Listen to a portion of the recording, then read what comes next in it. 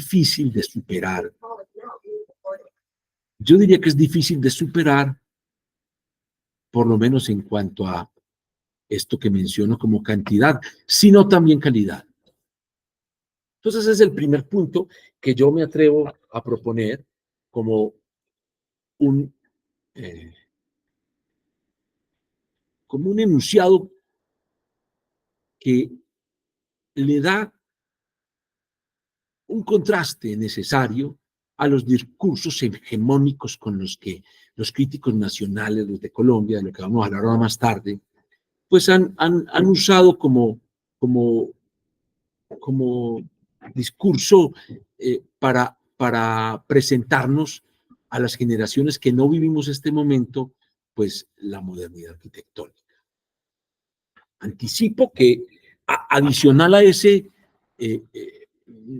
postulado que se refiere esencialmente a la conjunción entre necesidad y solución, verlo como un éxito y no como lo han visto hasta ahora como un fracaso, muchos, digo yo, y en eso pues yo creo que ya hicimos suficiente claridad. Yo adicionaría como enunciado crítico para poner en la mesa de estas conversaciones, ¿sí? En tanto eso va a producir las preguntas y las respuestas de los profesores, los invitados. El hecho de que se ha usado peyorativamente las nociones universalistas de la modernidad como argumento para que se diga que la misma no es una arquitectura del lugar.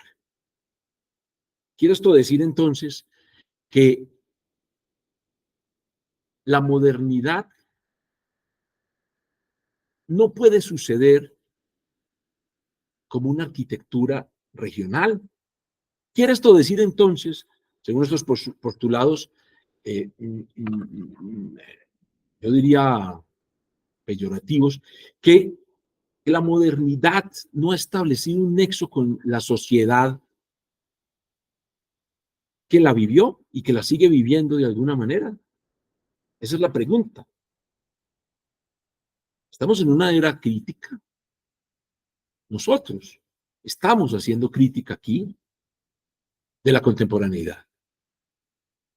Créannos que cuando nosotros les planteamos una conversación sobre la arquitectura moderna, no es para darle un matiz histórico o historicista a un momento específico de nuestra historia, de nuestra civilización arquitectónica particular. O sea, nosotros no somos, y si nos están viendo así, pues los invito a reconsiderarlo, no somos adalides de un capítulo particular, que por cierto es un capítulo extraordinario, como dije al principio, de nuestra historia. No, nosotros estamos planteando la modernidad arquitectónica y en eso yo creo que tocamos muchas fibras sensibles como una arquitectura, estamos planteando la modernidad arquitectónica colombiana como una arquitectura vigente, como un proyecto inacabado, como una solución posible a los problemas de hoy. Ah, bueno, entonces ya mi auditorio acabó de mirarme todo. Los que están en Bogotá y Medellín, no sé hacia dónde miraron, pero todo el auditorio Manizales me acaba de mirar. Algunos estaban mirando el celular, otros estaban mirando el computador, otros estaban muy atentos, pero mirando el cuaderno mientras apuntaban. Pero acabo de ver en la cara a todos mis estudiantes porque me miraron con una extrañeza, como quien se sorprende de algo que no esperaba. Esa reacción me encanta.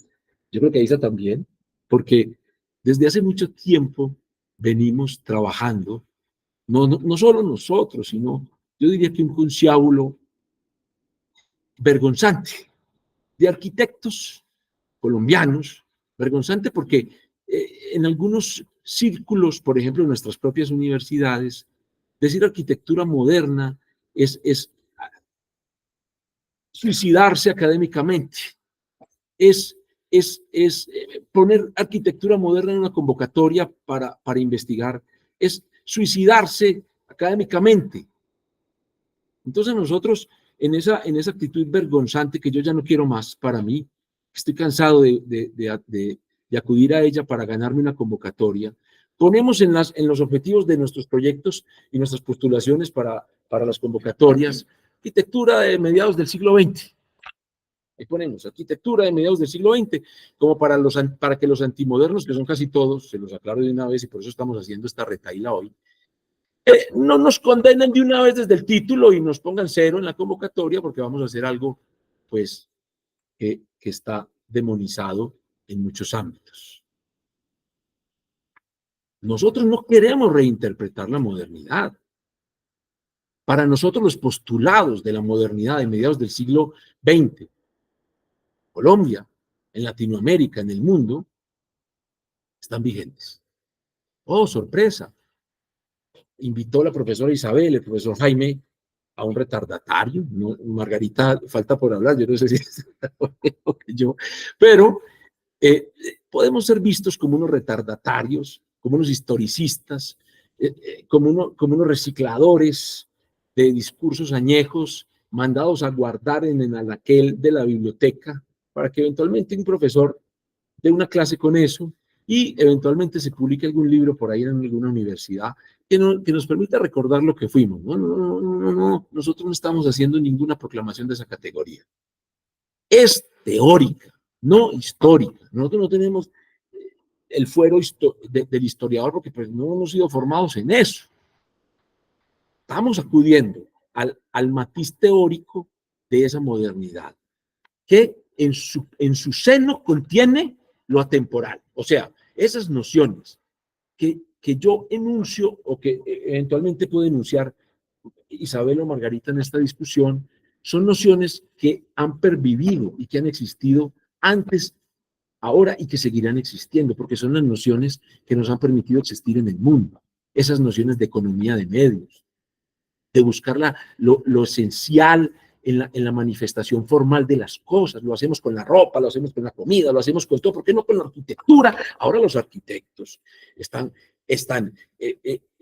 inscritos, yo no sé si por voluntad o precisamente por la presión mediática, ¿sí? Por la presión política, por la presión de su propio entorno, a concebir edificios escandalosamente espectaculares.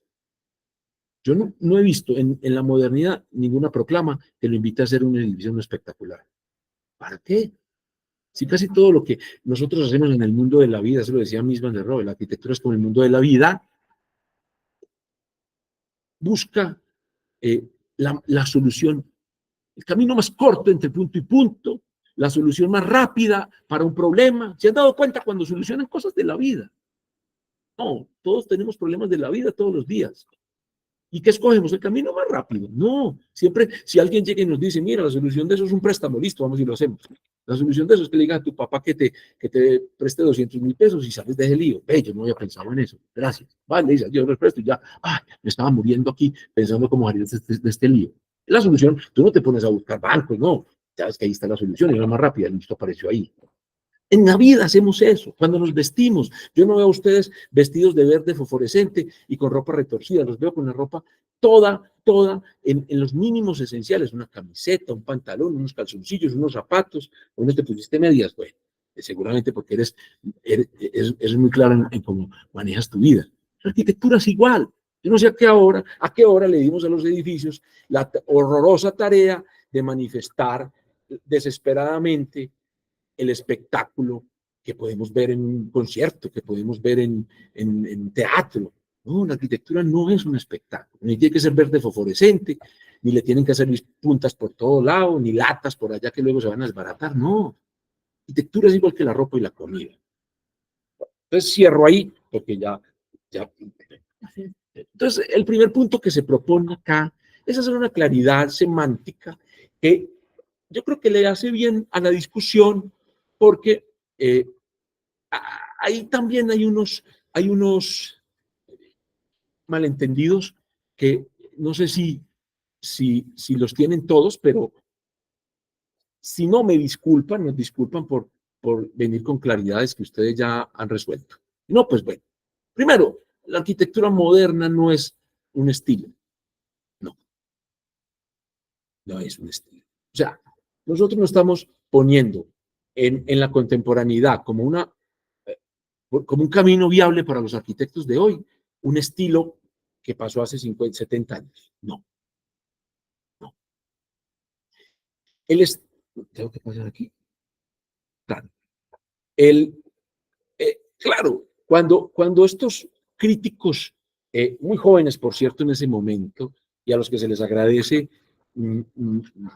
haber hecho esta tarea, estoy hablando de Hitchcock y Johnson y Philip Johnson, cuando ellos hacen esta tarea de darle una vuelta al mundo buscando ejemplos de esa arquitectura tan novedosa que estaba surgiendo en Alemania, también en el sur de Estados Unidos, construyen este volumen tan bello que pues es una recopilación, una exposición de nuestro arte moderno. Ellos le asignan un nombre, estilo internacional.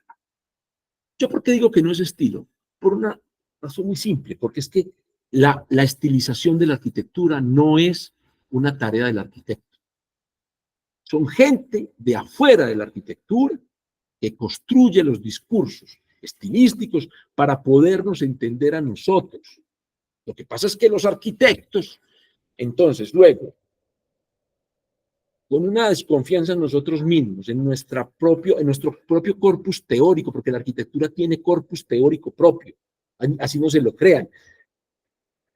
Claro, no necesitamos que validar la arquitectura con lo social, con lo antropológico, con lo bioclimático, con lo medioambiental. Bien, esos discursos se nos anexan muy bellamente y vamos por el mundo paralelos para resolver estos problemas tan difíciles del mundo. Pero tengo que explicar arquitectura con un discurso social, no me digan.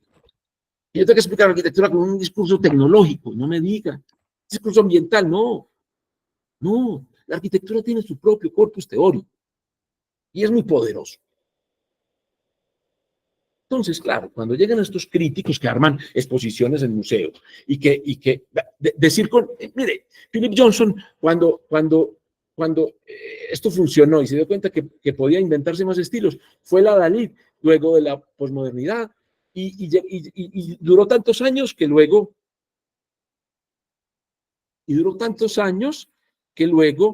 esta es la exposición que se hizo en el MoMA, es una foto muy rara que se consigue Isa, que apoya, o sea, el libro es el catálogo de esta exposición realmente. Y hay unas fotos supremamente lindas de la exposición que sustenta esto. Ahí está la Birzabal, la alcanzan a reconocer, entre otras obras magníficas.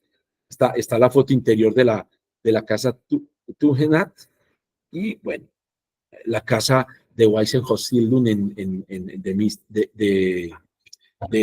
de Corbusier en Stuttgart. Ahí alcanzamos a ver en las fotos algunas obras paradigmáticas de este momento.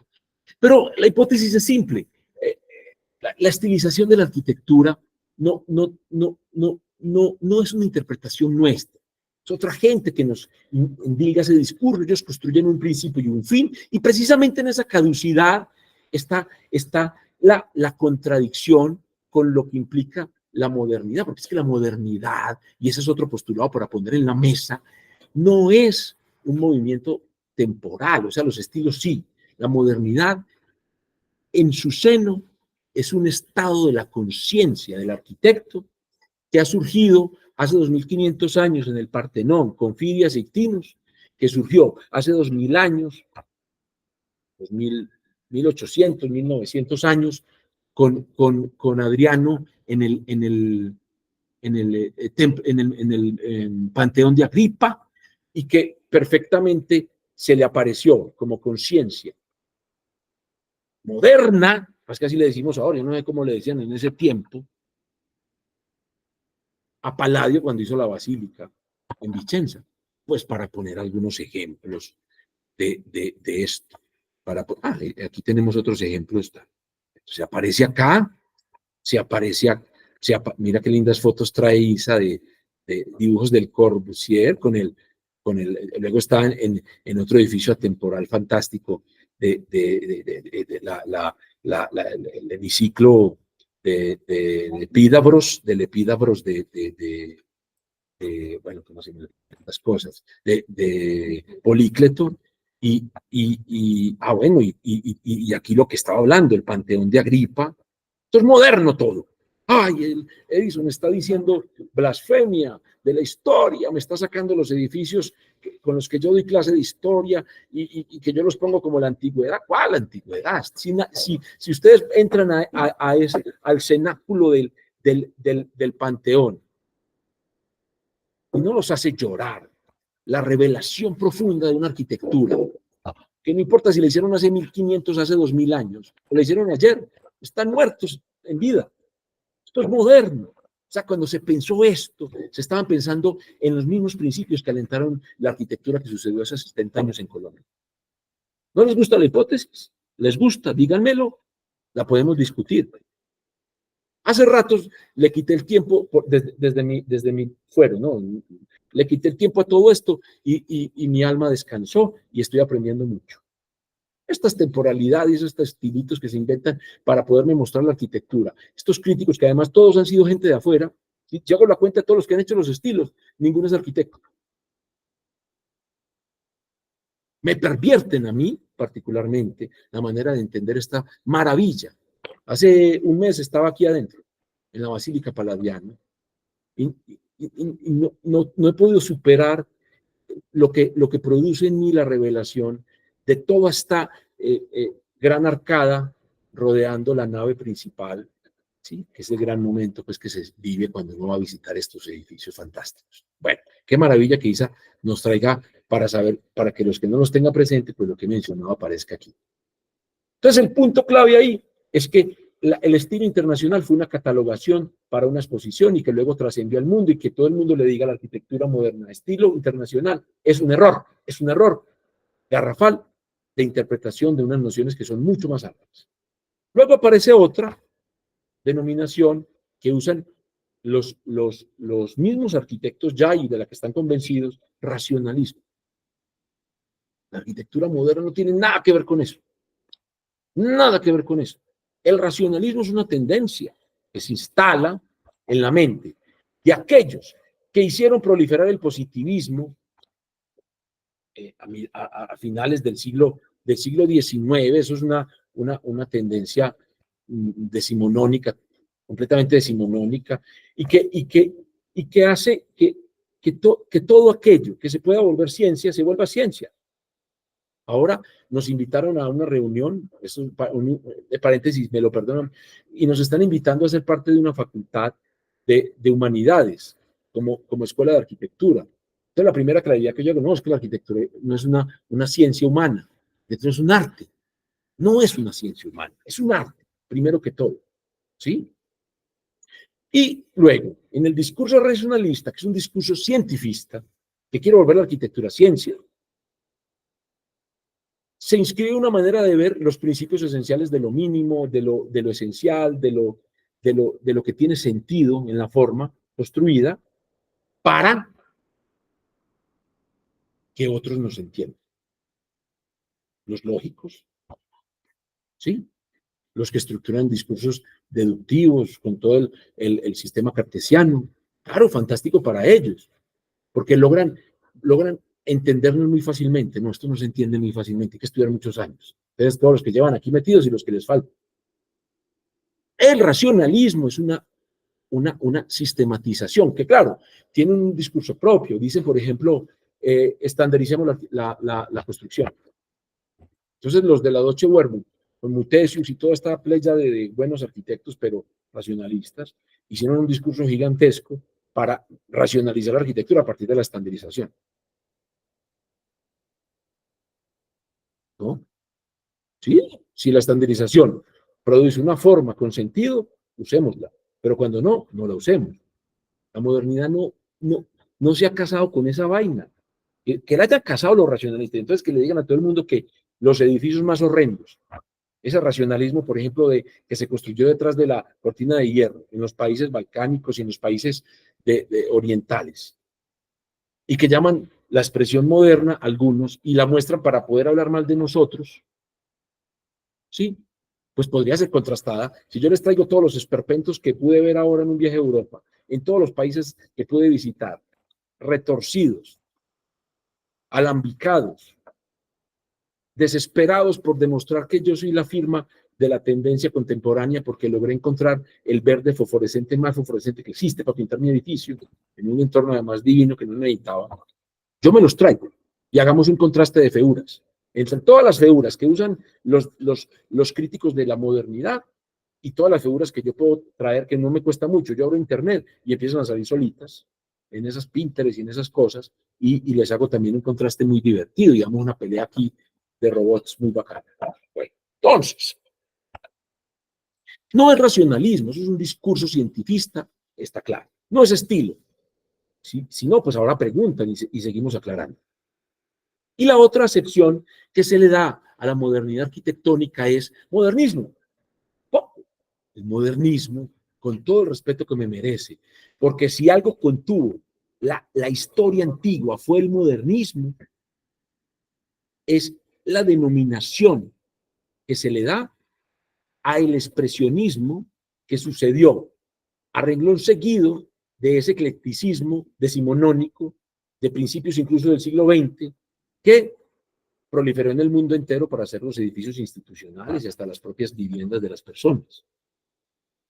O sea, esa mezcla de gótico con neoclásico en un solo edificio. Entonces usted veía columnas dóricas con arquitrabes corintios y encima arbotantes. Y eso es una iglesia. Eso pasó. Uno puede aquí salir y camina 3 cuadras y se encuentra un edificio de eso. Eso hizo época. Ese eclecticismo, que para algunos es una manera muy interesante de concebir la arquitectura y que puede ser, alguna cosa buena habrá salido, sin duda. Sí, fue contrastado profundamente por una reflexión de la que, por ejemplo, Boehringer habla mejor que cualquier otro, explicándonos que la empatía hacia la naturaleza, hacia el naturalismo material de la arquitectura, hacia la línea como expresión fundamental de la forma arquitectónica, lo que podemos llamar entonces no sé, en Alemania, ¿cómo se llamó eso? El Jugendstil, en Viena, en Austria, se llamó el Art Nouveau, en Barcelona se llamó el Modernisme, ¿cómo se llamó en Francia? El Arts and Crafts en Inglaterra. Sí, eso que hacía llorar a Unamuno, ¿no es cierto? Ese discurso tan potente de Ruskin, ¿sí? Yo no lo estoy menospreciando, tampoco los otros dos, todos tienen su valor, ¿sí? Lo que no quiero es confundir una cosa con otra. Y que está asociada a la infulum, ¿sí? A la empatía sobre la naturaleza, y que evidentemente hizo la tarea que algunos le endilgan o le acuñan o le asignan a la modernidad arquitectónica como ese gran momento histórico que contuvo el historicismo y el ecléctico, y lo paró en seco y dijo: no más de esto, no más columnas dóricas, no más arquitraves, no más arcos ojivales. No lo hizo la modernidad arquitectónica, lo hizo en Infulum, lo hizo el gran movimiento de Arts and Crafts de Morris, de Ruskin, de Horta, de Goldrich, de Wagner, ¿quién más? De Guimard, de Guimard, de Gaudí, de Puig y Cadafel, ¿quién más? Toda esa lista de magníficos arquitectos que en la línea naturalista pudieron plantearnos eso y que llegó a grandes expresiones de la forma. Van de Velde, pues si no lo han visto, búsquenlo. Hizo Van de Velde, pues. Perret, de alguna manera, que más racionalistas. Entonces, claro, esto es otro mundo. El modernismo pasó ahí y yo no he entendido por qué. Claro, eventualmente hay confusiones. Le llaman a la modernidad arquitectónica modernismo, no, esa es la parte expresionista, que eso luego tuvo un coletazo muy fuerte en los Hancharum, ¿no es cierto? En todo este grupo, Bruno Todd, todo este grupo alemán que hizo una escuela muy poderosa con el discurso del vidrio, del metal, y que nunca, hasta su propia muerte, digo, que entregaron la vida en eso, cejaron en manifestarle al mundo una posibilidad de una modernidad expresionista. ¿Qué nos queda? El gran fundamento teórico de la arquitectura moderna, que lo puedo decir en una sola palabra. ¿Alguien la sabe? Y le pongo un 5. No puedo. Soy invitado. ¿Quién la sabe? La palabra clave, ¿sí? Sí, señor, ¿quién dijo? Gracias, mil gracias. Un estudiante de Manizales lo dijo en Bogotá. No sé si lo oyeron. ¿No lo oyeron? No oye, no. Dilo duro. No, pero con voz de... Parece Está el aquí. micrófono aquí. Está acá. Sí. Bueno, yo lo replico. Abstracción. Esta es la arquitectura antinatural. Boehringer dice, en el mundo ha habido dos maneras de ver la naturaleza, con amor y con miedo. Sí, nosotros somos la arquitectura antinatural, la arquitectura moderna, hace otro mundo paralelo al natural. Yo creo que ni siquiera lo desprecia, no lo vieran así. No lo niega porque ahí está.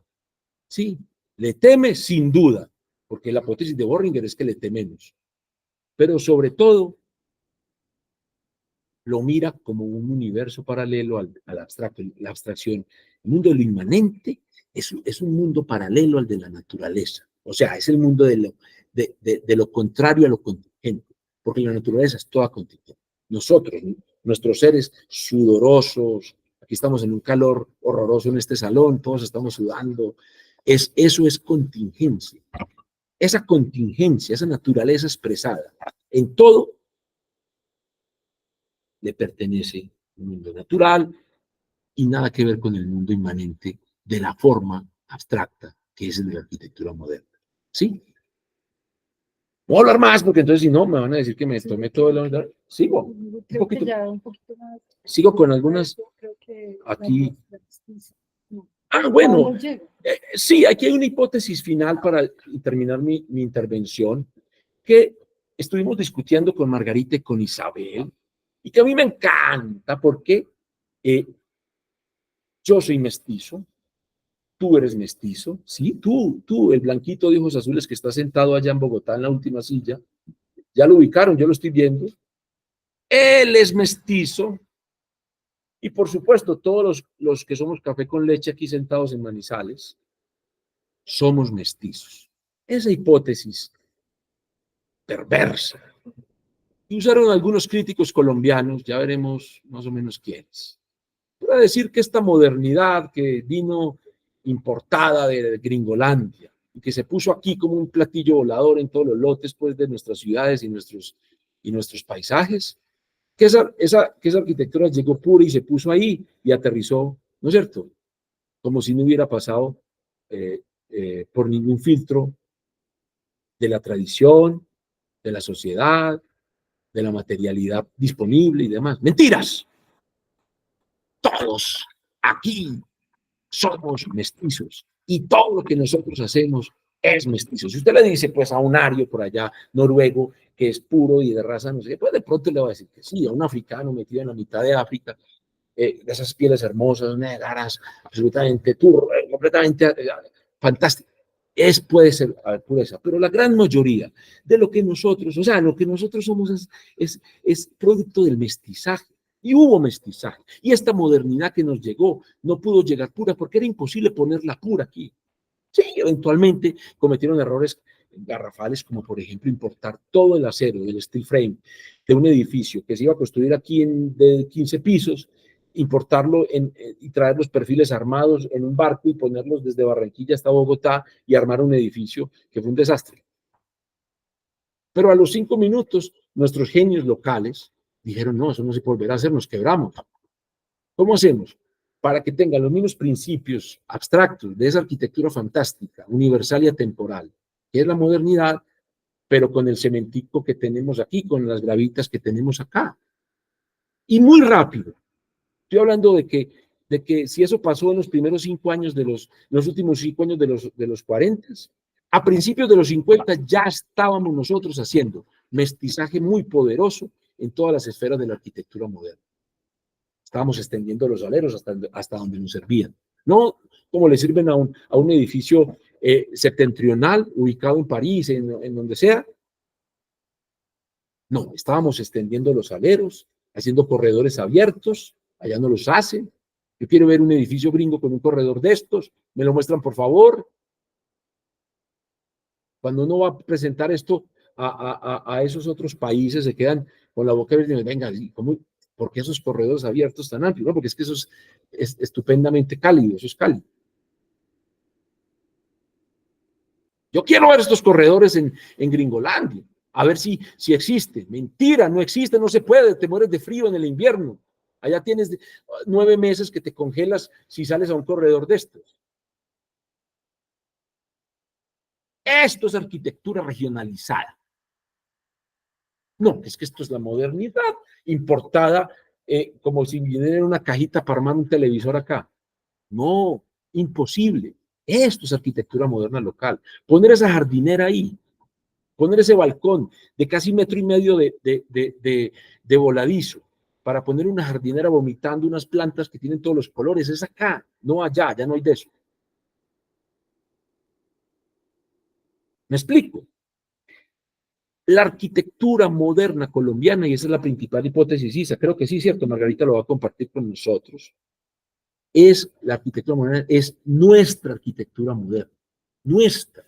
Este ejemplo es una de los mejores que tenemos, porque lo podemos mostrar con una investigación muy juiciosa que hicimos con los estudiantes de arquitectura de acá, de maestría y pregrado. Se publicó un libro, muy feo porque lo editó la propia universidad, y allá los editorialistas no se conmiseraron de una edición muy bella que habíamos hecho y la cambiaron toda, pero no importa, cómprenlo y revisen un episodio hermosísimo de la modernidad lugarizada, regionalizada en cualquier parte, en este caso Manizales. Ahí vemos las casas plinto con el sistema relleno hidráulico que nos inventamos nosotros. Esas casas están hechas en laderas muy empinadas, pero ustedes ven como de alguna manera, sorpresivamente, aparecen unas superficies normalizadas en la horizontal, muy grandes. Y se preguntan, ve, ¿y por qué? ¿Y cómo? Simple, porque nuestros genios locales de la modernidad ponían mangueras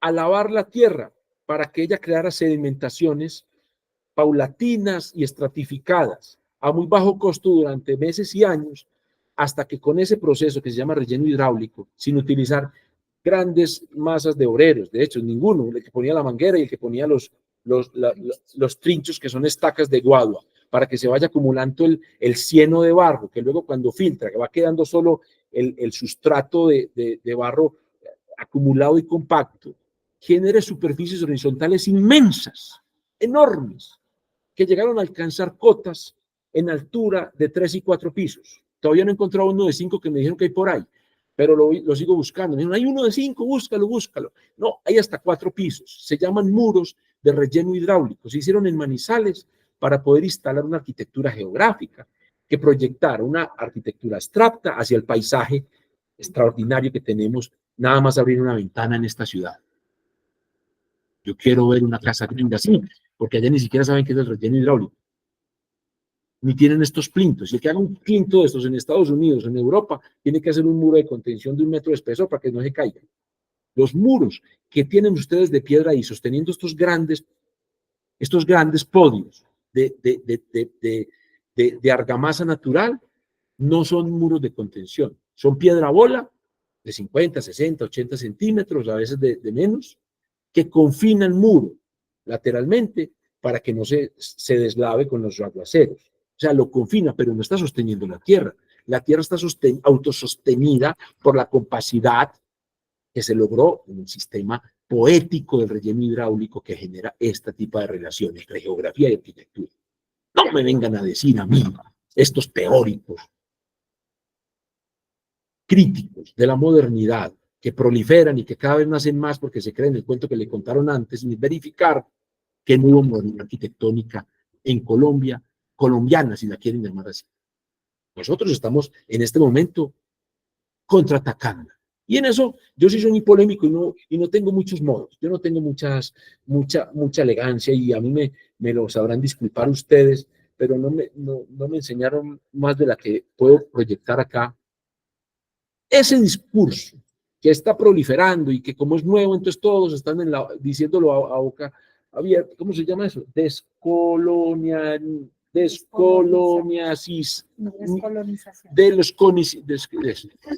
Esa palabrita a mí me está enloqueciendo, porque están vendiendo O sea, están recuperando un cadáver insepulto que es la modernidad arquitectónica.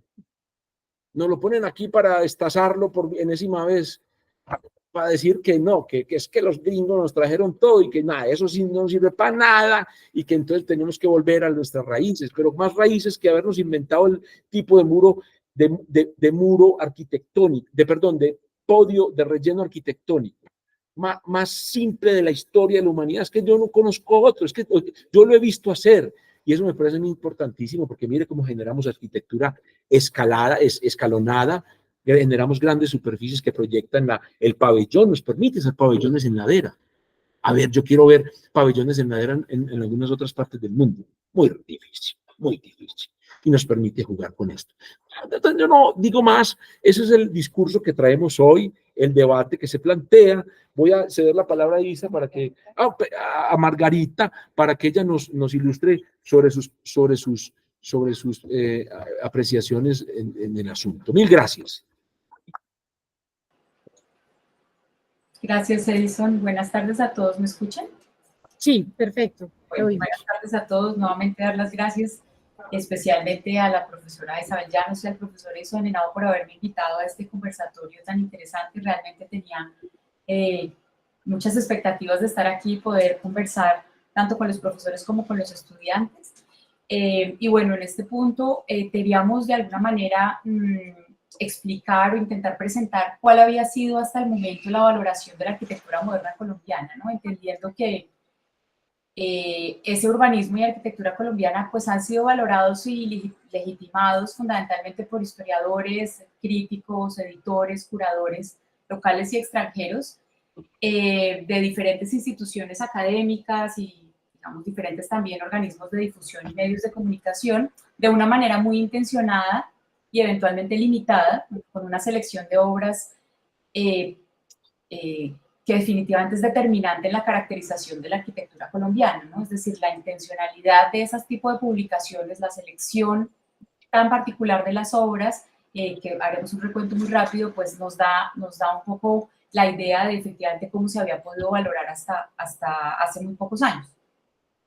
Un artículo muy útil que reseña algunas de las publicaciones que vamos a presentar ahora es el de Hugo Mondragón y Manola Ugalde en el número 29 de la revista de ARC, que se llama Colombia desde afuera, el número de la revista, y el título del artículo se llama Consagrar y excluir, el canon en disputa de la arquitectura colombiana entre 1951 y 1981, donde vamos a resaltar pues algunos fragmentos.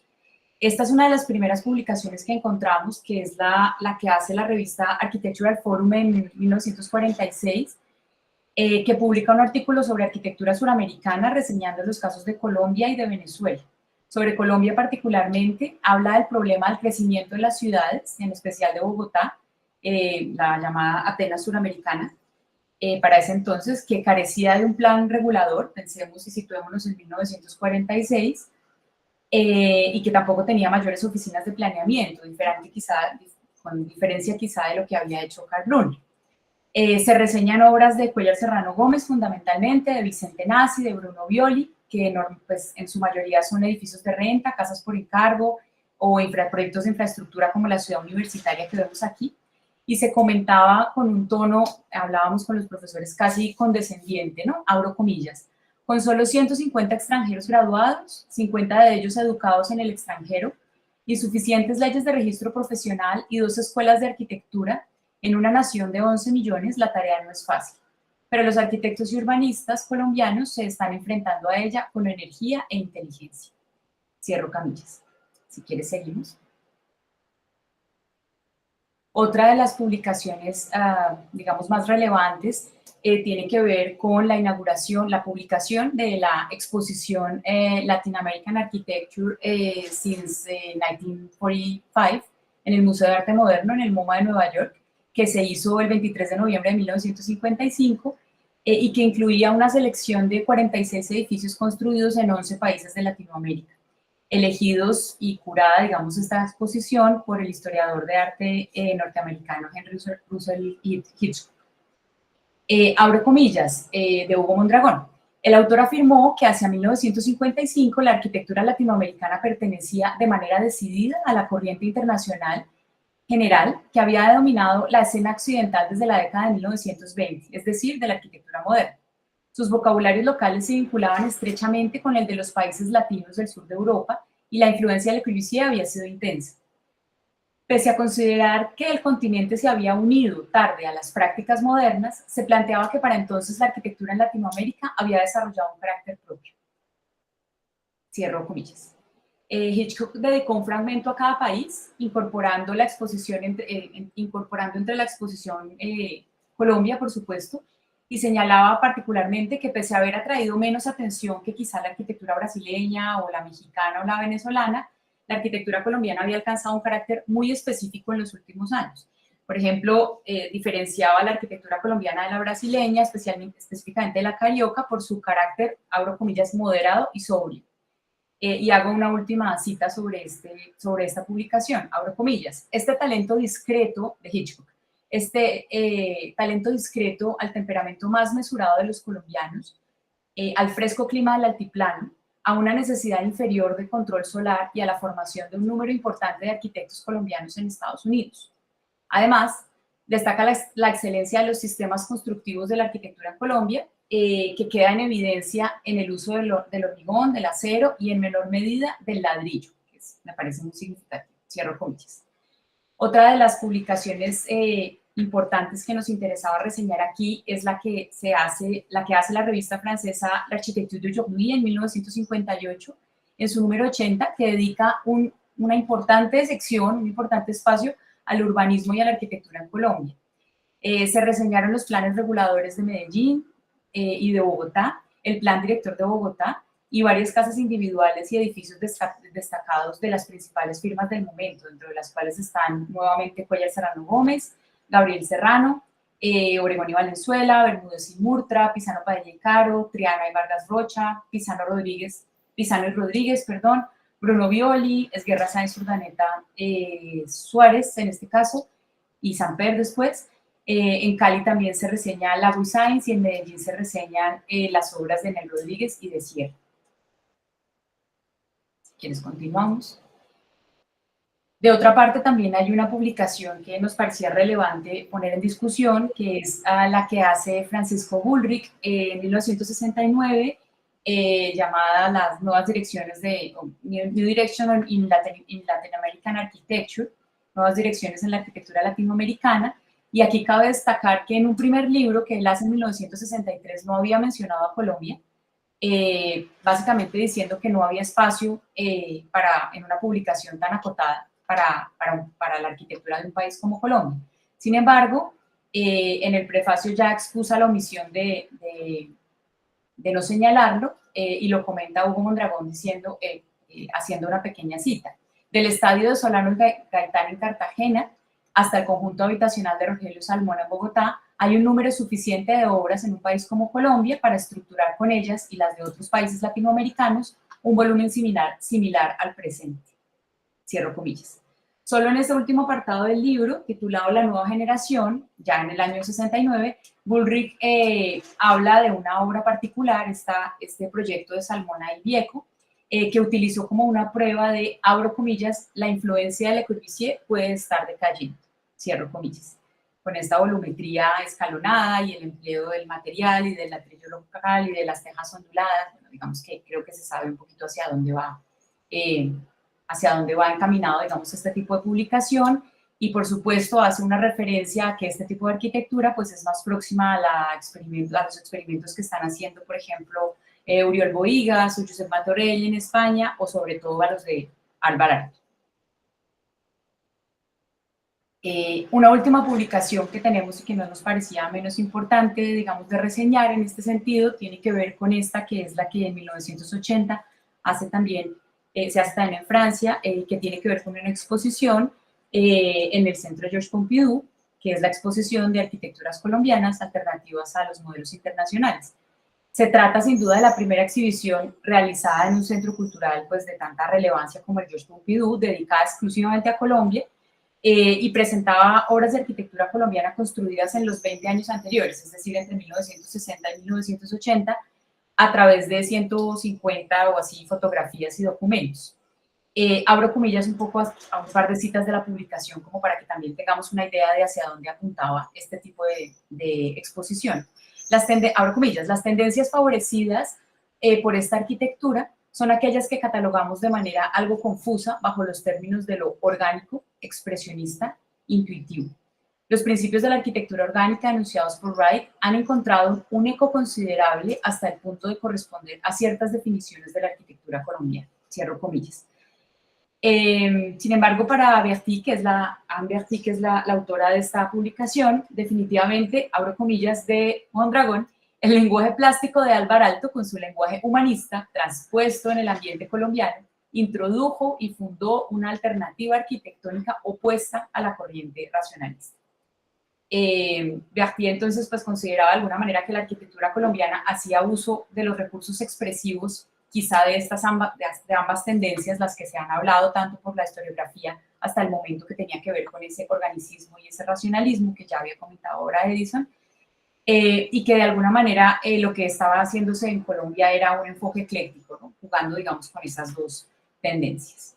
Esto sería como un panorama muy general de la arquitectura de las publicaciones internacionales, y queríamos plantear pues esa contraposición o ese contrapunto de publicaciones que están en la parte superior, que efectivamente, digamos, mostraban un panorama amplio en el cual se veía arquitectura efectivamente apropiada y nacional, que no era específicamente, digamos, estigmatizada como racionalista, sino más bien arquitectura producida en Colombia, como ya veníamos hablando, frente a otras publicaciones como las que vemos en la parte inferior, a las que efectivamente se reitera o, digamos, se piensa en que, lejos de ser una arquitectura, digamos, propia o nacional, es más bien una influencia muy importante de ese modelo de la arquitectura moderna internacional, y que solo hasta los años 60 y 80, con la arquitectura del ladrillo y la más conocida como la arquitectura del lugar, o lo que se ha hablado como organicista, digamos, era efectivamente la que se estaba produciendo como propia, y ya pues digamos que se conectaría un poco con el discurso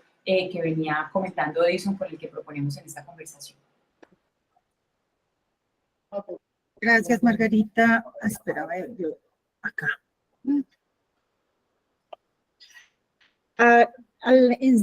Unos años más tarde, bueno, en simultáneo, estas primeras publicaciones, entre ellas la revista Proa, que es dirigida por Carlos Martínez y que nos permite conocer una mirada interna. Ya Margarita nos contaba cómo nos veían desde fuera, ¿no? Cómo veían la arquitectura que estaba sucediendo a comienzos del siglo XX en Colombia, cuál era la mirada y cómo desde ese momento ya empezó a existir un contrapunto, ¿cierto? Una confrontación entre quienes consideraban que era una arquitectura racional y una arquitectura orgánica.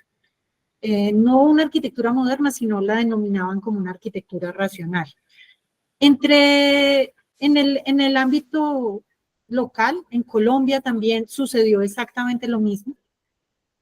Carlos Martínez funda la revista Proa en 1946 y el primer número de la revista Proa tiene ese título: para que Bogotá sea una ciudad moderna. Ya Edison nos contaba que las condiciones en las que estaba el país finalizando los años 40, sobre todo en asuntos de higiene y crecimiento urbano, eran unas condiciones lamentables y que causaban una gran mortalidad, ¿cierto? Y había dificultades en la residencia en las ciudades. También fue un momento de la violencia rural en el que la gente se trasladó a vivir a las ciudades, y eso creó unos cinturones de miseria y un crecimiento acelerado de muchas de las ciudades colombianas. Ustedes saben que en Colombia, a diferencia de otros países en Latinoamérica, Colombia tenía muchas ciudades, siempre ha tenido muchas ciudades. Hay países en donde el número de ciudades es considerablemente menor. En Colombia, incluso Plinio Mendoza saca una colección que se llama Colombia, País de Ciudades, porque es una condición que para nosotros es normal, pero que en realidad no es típica, es atípica. Nosotros teníamos muchos asentamientos urbanos y esos asentamientos empiezan a crecer de manera descontrolada, muchos problemas de higiene, de salubridad, problemas de salud. No teníamos servicios públicos, acueducto y alcantarillado en muchas de nuestras ciudades, y en ese momento Martínez promueve una revista de arquitectura, y el problema que plantea en los primeros números de la revista Proa está asociado a esos problemas de higiene, la plaza de mercado de la ciudad de Bogotá, y también asociado al incendio que hay en el 48 por el Bogotazo. Entonces, con el incendio se construyen una serie de propuestas para reemplazar o reurbanizar, si se quiere, el centro de la ciudad. Martínez publica, nos dimos a la tarea de mirar cuáles eran los arquitectos que se publicaban en Proa. Aquí están solamente los de los primeros, no sé, 50 números. Publica, yo diría que más de un centenar de arquitectos que para nosotros son desconocidos, que no se mencionan en la historia oficial de la arquitectura. Se mencionan sobre todo las firmas más grandes, pero hay muchos arquitectos locales. En el caso de Manizales, todos, pues los que estamos aquí conocemos a Jorge Gutiérrez Duque, pero porque se hizo un ejercicio de sacar a la luz su obra, pero en muchas de las ciudades colombianas hubo arquitectos locales haciendo una buena arquitectura adaptada a las condiciones del lugar, pero que son completamente desconocidos. Martínez concentra el registro en Bogotá, pero no lo limita a Bogotá. Revisamos también, hace publicaciones en Girardot, Cúcuta, Bucaramanga, Barranquilla, Cartagena, Santa Marta, Medellín, Bogotá. Obviamente concentra la mayor parte de los registros en Bogotá, era lo que tenía además a la mano, eran las firmas que conocía. Y además de la revista, saca este par de números de historia de arquitectura en Colombia. Produce uno en 1951, lo hace con Jorge Arango, y luego en el 63 lo hace con Burbano. Allí, en el primero, inicia con una reflexión sobre la arquitectura colonial, con la que encuentra afinidad y con la que considera hay una relación entre la arquitectura moderna y la arquitectura colonial. Se salta todo el estadio intermedio en donde sucede el republicano y demás arquitecturas, y hace una presentación de la colonia y salta a la arquitectura moderna. Referencia, ese primer barrido que hace Martínez de la arquitectura colonial, y después resalta algunas de las firmas. En el 51 nos presenta a Obregón y Valenzuela, presenta a Arango Murtra, a Domus, a Herrera y Nieto Cano, a Ortega Solano y González Zuleta. González Zuleta es ingeniero quien, al igual que Domenico Parma, juegan un rol muy importante en la realización de esta arquitectura. Como Edison lo decía, la ingeniería fue por mucho tiempo para nosotros los arquitectos una gran herramienta, un gran colaborador en la concepción de la arquitectura. Presenta proyectos de Samper, de Esguerra Sáenz Urdaneta Suárez, de Ritter Mejía, de Cuellar Serrano Gómez y muchos otros. Esto en consonancia con esas primeras publicaciones que vimos del Architectural Forum y la primera exposición del MoMA en 1955, coincide con esa mirada de lo que estaba sucediendo. Todavía no hay un reproche o un sesgo a la arquitectura que se estaba produciendo en Colombia. Y años más tarde, ya en el 89, algunos historiadores presentan algo de esa arquitectura y se concentran especialmente en algunas firmas, en este caso en el Mono Martínez, en Salmona y en Samper, sobre todo, especialmente. Pero se deja un poco de lado esa arquitectura, yo diría que un poco también en consonancia con esa mirada que desde fuera nos estaba llegando de nosotros mismos, ¿no? Esa mirada inicialmente del MoMA se cambia considerablemente con la mirada que hace Ulrich y con la mirada que se hace en la exposición del Pompidou, y de alguna manera tiene un coletazo sobre la manera como nosotros mismos nos estamos mirando. Entonces, de repente, la influencia de Álvar Aalto resulta más sensata que la otra arquitectura. Entonces, por alguna extraña razón, se empieza a ver una como mala y otra como buena. Realmente, después de haber estudiado arquitectura moderna por los últimos 10 años, no he logrado entender por qué se estableció esa caracterización de las dos arquitecturas, una mala y una buena, cuando pienso yo, No creo que sea así. Creo que hay arquitecturas buenas y arquitecturas malas dentro de las distintas maneras de operar. Se publica también el libro de crítica de imagen, nuevamente en esa misma dirección, venía un poco como la línea de investigación que propone Martínez y por otro lado la línea de investigación que proponen otros teóricos de la arquitectura en Colombia hacia finales de los 70 y comienzos de los 80. Martínez arranca en el 46, es más temprana pues la primera publicación. Queríamos, aunque no sé si alcanzan a leer porque está un poco pequeño, pero nos parecía importante traerles, les trajimos algunas citas, 4 citas en realidad, para que vieran en las palabras de esos arquitectos cuál era la apreciación que se tenía de la arquitectura. Samper en 1963 plantea que el temperamento de los arquitectos colombianos quizás podrá orientarse para marcar en el futuro una nueva ruta en el ámbito de la arquitectura latinoamericana, donde se destacan como filosofías diferentes el formalismo nacionalista de México y la exuberancia tropical de los brasileños.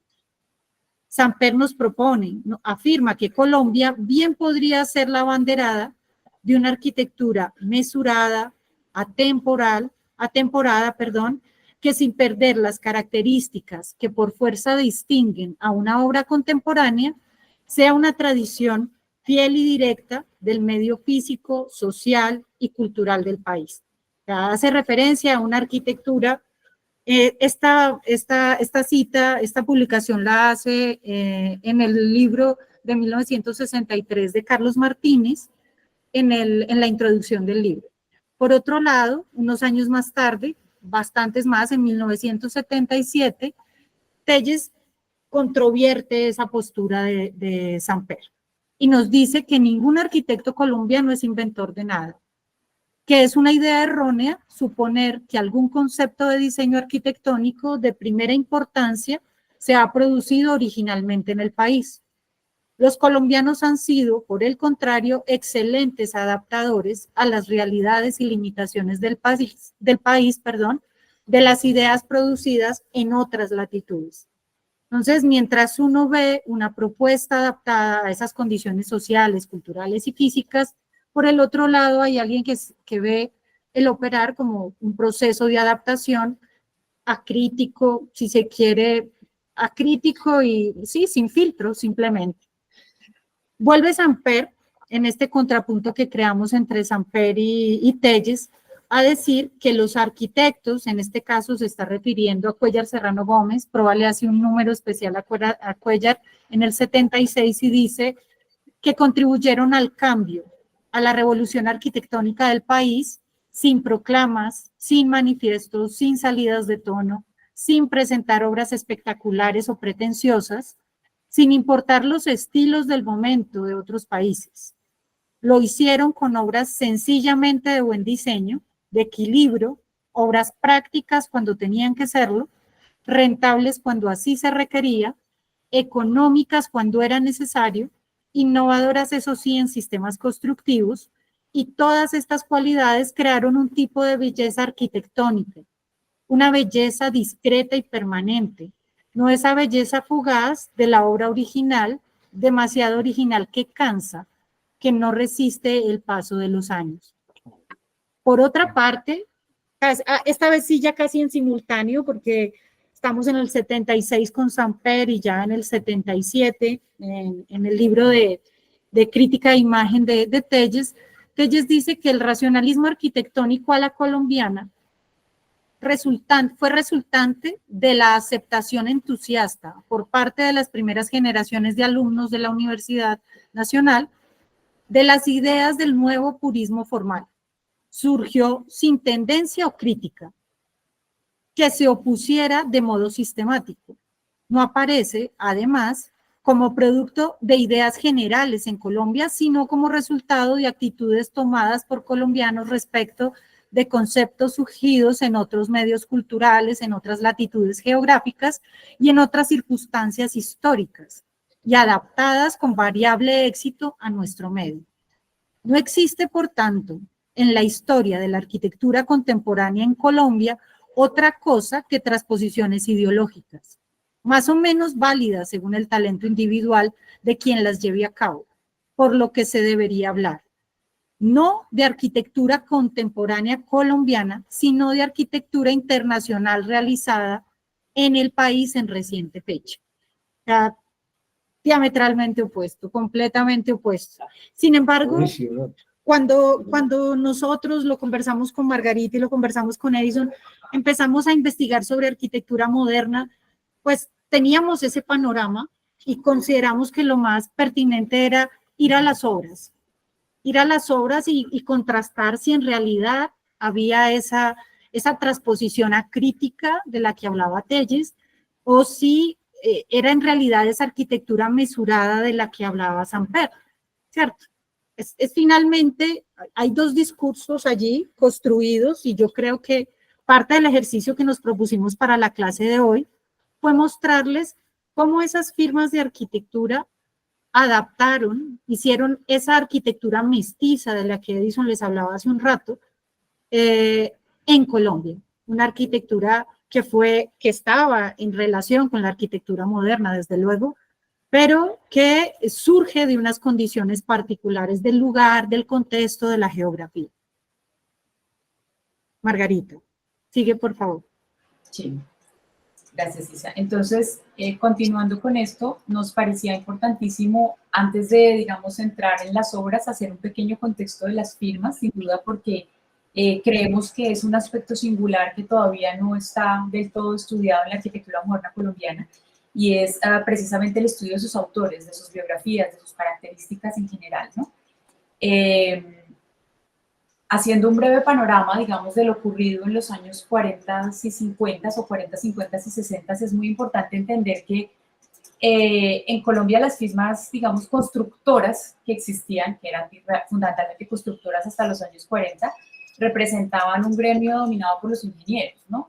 E intentaban efectivamente, sí, introducir arquitecturas europeas o de lenguaje bastante ecléctico para edificios institucionales y áreas residenciales. Pero con el inicio de la Sociedad Colombiana de Arquitectos en el año 1934, de la Facultad de Arquitectura de la Universidad Nacional de Colombia en la sede de Bogotá en 1936, pues comienza una de las etapas de reflexión y producción arquitectónica a nuestro juicio más importante en el país, como ya bien lo dijo Edison e Isabel, caracterizada por ese desarrollo de proyectos inicialmente de gran envergadura, por necesidad, también como lo comentaba Edison, ¿cierto?, gestionadas en su mayoría por Ministerio de Obras Públicas, y en donde llegaron también invitados profesionales extranjeros, con lo cual era absolutamente evidente o necesario, casi que lógico, ese mestizaje, ¿no? Como Karl Brunner, o Leopoldo Rotter, o Bruno Biol. Existe una primera generación, que yo normalmente denomino como los pioneros, digamos, entendiendo que esa formación fue directamente impartida por profesionales de disciplinas que no eran lejanas a la arquitectura, pero afines al oficio de arquitectos, ¿no? Entre 1938 y 1948, digamos. Y también existía ese híbrido de ingeniero-arquitecto que ya existía en la Universidad Nacional como profesión desde los años 20. Y fueron como los artífices, digamos, de este proceso de tránsito y de invención como el taller de arquitectura a la gran empresa, ¿no? Sin que se dijera que ese panorama, digamos, del maestro empírico desapareciera. Entonces, si te devuelves perdón que termino de comentar una cosa, en ese momento ya eran conocidas estas firmas, ¿no? Entre otras, como también Rocha y Santander, Trujillo Gómez y Martínez Cárdenas, Child Dávila Luzardo, y las firmas nacientes también como las que estamos viendo aquí, Cuellar Serrano Gómez, Obregón y Valenzuela, que se caracterizaban, o podemos decir que generalmente iniciaban su carrera en la Universidad Nacional de Ingeniería o de Ingeniería y Arquitectura, pero terminaban sus estudios en universidades norteamericanas, como Herrera y Nieto Cano o Obregón y Valenzuela, ¿no? O incluso estudiaban sus posgrados también fuera, como Jorge Gaitán Cortés o Álvaro Ortega o Gabriel Solá. La mayoría de estos proyectos que se realizan en esta etapa por esos arquitectos, como les comentaba, están relacionados con construcción de infraestructura, edificios de gran envergadura, edificios públicos, ¿no?, equipamientos y vivienda por encargo privado. Ahora sí, digamos, podemos seguir. Hay una que yo considero segunda generación o digamos de sucesores, que ya es, digamos, de finales de los años 40 hasta inicios de los años 60, más o menos, en donde la profesión del arquitecto ya está, digamos, muy consolidada en el país. Muchos de los primeros graduados de la Facultad de Arquitectura, además de tener su oficina de diseño y de construcción, eran profesores en la escuela, ¿no? Y además de esos proyectos de infraestructura que comentaba, aparecen nuevas instituciones financiadas por el Estado o estatales directamente, dedicadas a la producción de vivienda masiva, que son fundamentales también en la construcción de la ciudad moderna, como la Caja de Vivienda Popular, o el Instituto de Crédito Territorial, o el Banco Central Hipotecario. Entonces se reconocieron estas nuevas firmas contemporáneas a las mencionadas, cuya obra, digamos, se publicaba periódicamente en Proa, como ya bien decía Isabel, y se mantuvieron otras, ¿no? Como Cuéllar Serrano Gómez o Obregón y Valenzuela, y en estas firmas estaban, por ejemplo, para inicios de los años 50, Esguerra Sáenz Urdaneta Suárez, luego Esguerra Sáenz Urdaneta Samper, Bermúdez y Murtra, Martínez y Ponce, Prisano Parella y Caro, Cleves y Nariño, Vargas Rubiano, García Reyes y Esguerra Fajardo, consultores y proyectistas y asociados, o Ricardo de Carrizosa y Prieto. Esta segunda generación fue mucho más reconocida a nivel internacional que la primera, y para los años 50, como ya vimos en las revistas internacionales, pues la mirada sí que estaba puesta en Latinoamérica, con lo cual digamos que el reconocimiento fue mucho mayor. Si quieres, continuamos. Con Ingrid Quintana y Martín Gossens hace unos años estuvimos indagando acerca de esos modelos organizativos de las firmas, fundamentalmente en Bogotá, pero pues trabajaban en todo el país, y nos dimos cuenta que el modelo de firma de arquitectos difiere, digamos, de ese taller europeo de comienzos del siglo XX, que tiene como un gran maestro de cabeza, como por ejemplo el taller de Le Corbusier famoso, porque se basa más bien en un trabajo más articulado de varias cabezas con igualdad de jerarquía, y proviene más de ese modelo estadounidense que llega a América Latina pues mediante la participación de firmas norteamericanas, como por ejemplo las que trabajaban con una de las firmas más grandes que existió en la arquitectura moderna colombiana, que fue Cuéllar Serrano Gómez, que se juntó o que se asoció en diversos proyectos con firmas norteamericanas como Skidmore, Owens & Merrill, por ejemplo, y también a partir de la formación de los arquitectos en oficinas estadounidenses, como bien decíamos. Entonces, fíjense, para el año 58, por ejemplo, cómo diferente a lo que podríamos pensar quizá, o que se ha dicho de alguna manera generalizada, la estructura organizacional tan amplia y tan sofisticada que podía tener una firma de arquitectura, ¿no? Insisto, no con un jefe a la cabeza, sino más bien como todo un mapa en el cual, digamos, había diferencias y de jerarquías, pero muy en interacción y en relación entre arquitectos, asesores, ingenieros, por supuesto, y diferentes digamos, personas que gestionaban, por supuesto, el diseño y la construcción de las obras. También aquí nos parecía importante resaltar el trabajo colaborativo de las firmas como una virtud, ¿no? Es decir, es un momento en el que hay gran colaboración, a veces forzada, digamos, hay que decirlo, digamos, en casos en los que los concursos, por ejemplo, obligaban a trabajar a ciertas firmas y las obligaban a unirse, pero en otros casos, y diría yo que en la mayoría, las firmas se asociaban por voluntad propia para trabajar en concursos y para pues trabajar en proyectos de diferente índole, unas con el Estado y otros pues también por encargo privado. Ese trabajo colaborativo pues dio como resultado también una gran obra construida. Aquí tenemos un ejemplo de un edificio que todavía existe en la calle 49 con carrera 13 en Bogotá, en donde Obregón y Valenzuela y Ricardo de Carrizosa y Prieto se unieron para hacer este edificio de oficinas y en donde ambas firmas tuvieron su oficina de arquitectura. Continuando y ya un poco para concluir, digamos, nos interesaba trabajar o presentar ciertos aspectos fundamentales en los que nosotros consideramos efectivamente que se centra la arquitectura moderna colombiana. Uno primero que tiene que ver con la habitabilidad, y en este me referiré específicamente a la apropiación de los modos de vida, fundamentalmente en el espacio doméstico y en el espacio doméstico, digamos, unifamiliar, en la casa, ¿no? Si quieres, vamos avanzando. Es evidente ese cambio que se da muy rápidamente entre los años 40 y los años 50 de un lenguaje de la ciudad, de una nueva, si se quiere, envolvente en general, un nuevo lenguaje de fachada, como podemos ver de fachada y de configuración volumétrica, como podemos ver en las casas tanto de vivienda en serie, como decíamos, producidas masivamente, como en las casas por encargo privado, que empiezan a verse reflejadas, digamos, con ciertas estrategias que vamos a ir trabajando y que seguramente pues reiteraremos ahora en las intervenciones de Isabel y Edison, pero que me interesaba dejar enunciadas, que tienen que ver con la relación con la calle, por ejemplo, o con la relación con el sitio, quizá, digamos, en términos más generales. Particularmente con esta relación con la calle, creo que interesa resaltar en la arquitectura moderna colombiana que quizá, pese a lo que se ha dicho generalizadamente sobre estas casas que niegan la calle o sobre la relación nula, digamos, con la ciudad, podemos tener gran cantidad de ejemplos en los que efectivamente la calle no se niega, sino que efectivamente se transforma la relación que existe con la calle, que tiene que ver con una interiorización de los espacios sociales, en donde el espacio social principal ya no mira a la calle, no es su visual principal, sino que esa visual principal empieza a ser el patio posterior. Pero la relación con la calle empieza a tener diferentes estrategias, ¿no? Una tiene que ver con el cambio de nivel de la casa con respecto a la calle, como por ejemplo el muro hidráulico que ya explicaba ahora Edison, entre otras estrategias, levantarse con el antejardín y utilizarlo como filtro, retrocederse, ¿no? El uso de las ventanas altas en primer piso y el uso de un volumen que sobresale en fachada, dando discontinuidad también a los paramentos, como estamos viendo aquí, con diferentes respuestas para el clima, ¿no? Acá estamos viendo casas en Bogotá para clima frío que de alguna manera están más resguardadas. Y podemos ver, si quieres seguimos, podemos ver también en un clima más, traje ejemplos fundamentalmente de Bogotá y Cali, en un clima más cálido, aunque las fachadas son aparentemente cerradas, fíjense que existe esa idea de mantener esa discontinuidad en los volúmenes y en los paramentos, lo que hace pues una configuración volumétrica bastante sofisticada, dejando esas segundas plantas mucho más abiertas a la calle.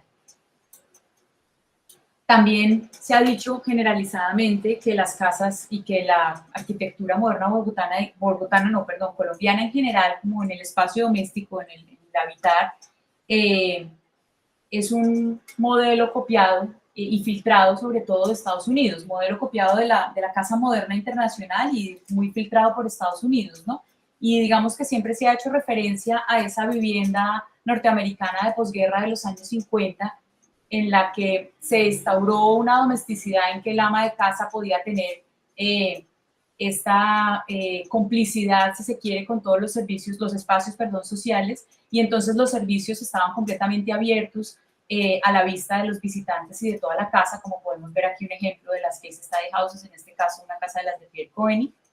Pero nos hemos dado cuenta, si uno estudia, digamos, con un poquito más de atención, lo que existe efectivamente en el panorama nacional, es que hay un marcado interés y una casi que intencionalidad política, incluso de términos casi que gubernamentales, de mantener unas buenas maneras en las cuales el servicio no es bien visto en la casa, con lo cual, si se fijan, podríamos revisar cualquier cantidad de casas colombianas en las que efectivamente el servicio doméstico y todos los espacios de servicio siguen ocupando gran área de la casa y además en un espacio bastante relegado y en ningún caso abierto. Digamos que las cocinas abiertas empezarán a existir en Colombia ya hasta los años 70 u 80. Incluso en casas como estas podemos ver que prácticamente hay dos casas, ¿no? Como podríamos pretender en las casas de los años 30 o incluso en la colonia, en donde hay una segregación espacial decidida en la casa para una zona completamente destinada a los servicios, como la que podemos ver aquí. Bueno, no se está viendo mi cursor, pero podemos ver en el corte que hay toda casi que un apartamento de 3 alturas en el costado, digamos, izquierdo de la fotografía de la Casa Cárdenas de Borrell, Zamorano y Giovanelli, destinado solo a las zonas de habitaciones de los jardineros, las niñeras, las empleadas del aseo, bueno, las diferentes personas de servicio, con una circulación también independiente e incluso, por supuesto, con un acceso independiente, y luego una circulación y unos espacios decididamente, digamos, usados o pensados para los habitantes y los visitantes de la casa. Esta idea se ve en las casas que nosotros hemos visto que se han hablado como las más modernas y supuestamente, digamos, las que vienen con una imagen muy cercana también a ese modelo norteamericano o europeo, ¿no? Estas casas que que son de una planta principal o de planta o de una sola planta, como las que estamos viendo aquí, en las que también la relación con el patio pues será definitiva, no solo por convertirse en su principal visual, sino porque se consolida como una verdadera extensión al cielo abierto, ¿no? Se podía ver desde el salón prácticamente como ese cuadro de fondo de la casa. Aquí vemos como los dos planos visuales, desde el salón hacia el patio y desde el patio hacia el salón, de una casa de Ricardo de Carrizosa y Prieto, que podría ser perfectamente una casa de Obregón y Valenzuela o de Pisano Pradella y Caro. Pero si ustedes buscan una casa moderna, fundamentalmente norteamericana, será muy difícil encontrar una crujía destinada completamente a los servicios, que aquí sigue funcionando de la misma manera, ¿no? Entonces, con esto, digamos, antes de pasar a este punto, quería comentar que, pues, de alguna manera, las tradiciones, hay ciertas cosas que la sociedad colombiana no está dispuesta a cambiar, y eso tiene mucho que ver con esa segregación espacial. Y entonces, de alguna manera, la imagen que se proyecta de la arquitectura moderna doméstica sí que se asemeja, por supuesto, al modelo estadounidense, pero si empezamos a ver la realidad del proyecto y los modos de vida, efectivamente no son alterados significativamente. Otro aspecto para resaltar ahora sí también en cuestiones climáticas es esa adaptación al sitio, particularmente al sitio y al clima y un poco a la topografía, que tiene que ver con la creación de paisajes interiores, con la configuración volumétrica diferenciada de cada uno de los lugares en los cuales se implantó la casa en Colombia, ¿no? Será muy característico e importante esa recreación en los paisajes más fríos, en el caso, digamos, bogotano, con estos solarios que efectivamente hacían un efecto invernadero con marquesinas translúcidas que pues traían sol a la casa y traían y mantenían el calor a la casa, ¿no? Creando, por supuesto, además visuales interiores y paisajes interiores. Continuemos. Que incluso, y aquí sí que se reconocen algunas referencias, ¿no? Por ejemplo, de casas en la Florida, como Paul Rudolph, y podemos establecer efectivamente una comparación bastante similar en casas, por ejemplo, de Obregón y Valenzuela, las que utilizaban este tipo de solarios. Y luego vamos a ver en climas más cálidos como Cali, cómo precisamente también casi que por idiosincrasia, ¿no? La gente quizá del interior es más reservada, la gente del clima cálido quizá es más abierta y también proyecta de alguna manera su vida social de esa manera, ¿no? El centro quizá de la casa no es el patio, es un espacio vacío que seguramente en la gran mayoría de los casos tenía la piscina o un espejo de agua que refrescaba, y la relación con el exterior es mucho más franca porque no necesita la presencia de un cristal. El clima permite precisamente que ese espacio social, si quieres seguimos, porque realmente vengo hablando de lo mismo, ¿no? Tiene que ver, el espacio social está completamente abierto al cielo, la casa llueve dentro de la casa sin ningún problema porque precisamente lo que se quiere es evitar ese efecto invernadero, y entonces lo que pasa es que el clima lo permite y la lluvia lo que hace es refrescar la casa y por supuesto ventilarla e iluminarla cuando no existe la lluvia. Entonces, digamos que para redondear un poco este tema del habitar, con estas pocas estrategias que comenté que ahora quizás se pueden pues, reforzar y reconducir con lo que va a comentar Isabel y Edison, pues me parecía importante revisar esa idea de los modos de vida que efectivamente son apropiados y característicos de las ciudades colombianas y no, sin duda, de referencias extranjeras. Gracias, Margarita. Pensamos que otra de las condiciones en las que, otra característica de la arquitectura moderna colombiana, en la que se puede reflejar ese mestizaje del que les hablábamos al comienzo, tiene que ver con la organicidad entendida como la relación que siempre buscó establecer la arquitectura, en el caso específico de la arquitectura moderna, no es la única que lo establece, pero ella establece una relación con el paisaje y con la ciudad. Un poco en contravía de lo que ya habíamos oído en algún momento, de que la arquitectura moderna no hizo ciudad o no tuvo una relación con el lugar, les trajimos, estos son, no recuerdo cuántos, tal vez unos 50 cortes de las casas modernas realizadas en Manizales por las firmas locales, en donde se pueden ver los múltiples tipos de aterrazamiento o la manera como la casa se quiebra, el desarrollo de la casa rampa, el desarrollo de la casa escalera, el desarrollo de la casa sobre un podio, o sea, todas las variaciones que se nos pueden ocurrir en una ciudad de montaña para adaptar la arquitectura a esas condiciones geográficas. Una condición que además está acompañada por un paisaje lejano de gran riqueza. La ciudad de Manizales no solamente es una ciudad montañosa, sino que es una ciudad que permite, porque la ciudad se desarrolla en la ladera, desde muchos puntos de la ladera ver hacia el paisaje lejano, hacia la cordillera. Estas son un par de casas desarrolladas por una firma local que se llama Vélez y Villegas. Son 2 casas con rampa que desarrollan Vélez y Villegas. Nosotros siempre que veíamos la casa de la derecha, que es la casa Germán Vélez, pensábamos que podía perfectamente establecerse una relación con la Curuchet, posiblemente de Corbusier, o simplemente era lo que pedía el lugar, ¿cierto? O sea, podría ser una relación o podría también ser una respuesta a las condiciones del lugar. Son casas realizadas en 1950 y en 1955. También hay casas desarrolladas a partir de una escalera.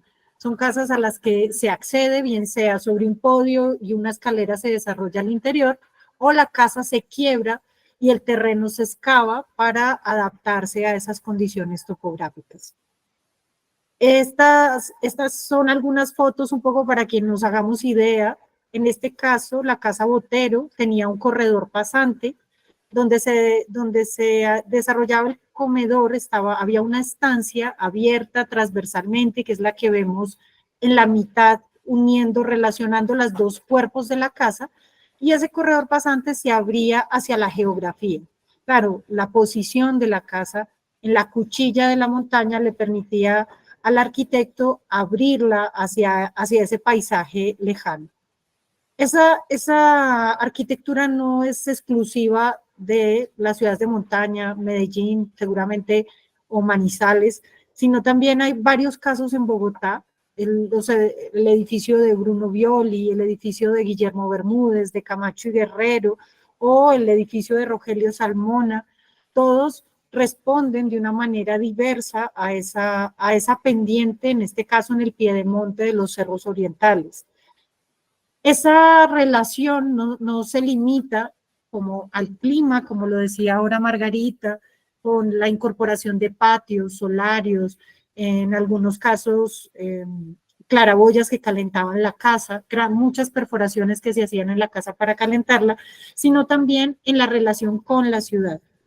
Esa idea de generalizada un poco de que la arquitectura moderna no establecía una relación con la ciudad, pues empieza a ponerse un poco en duda cuando vamos a las obras.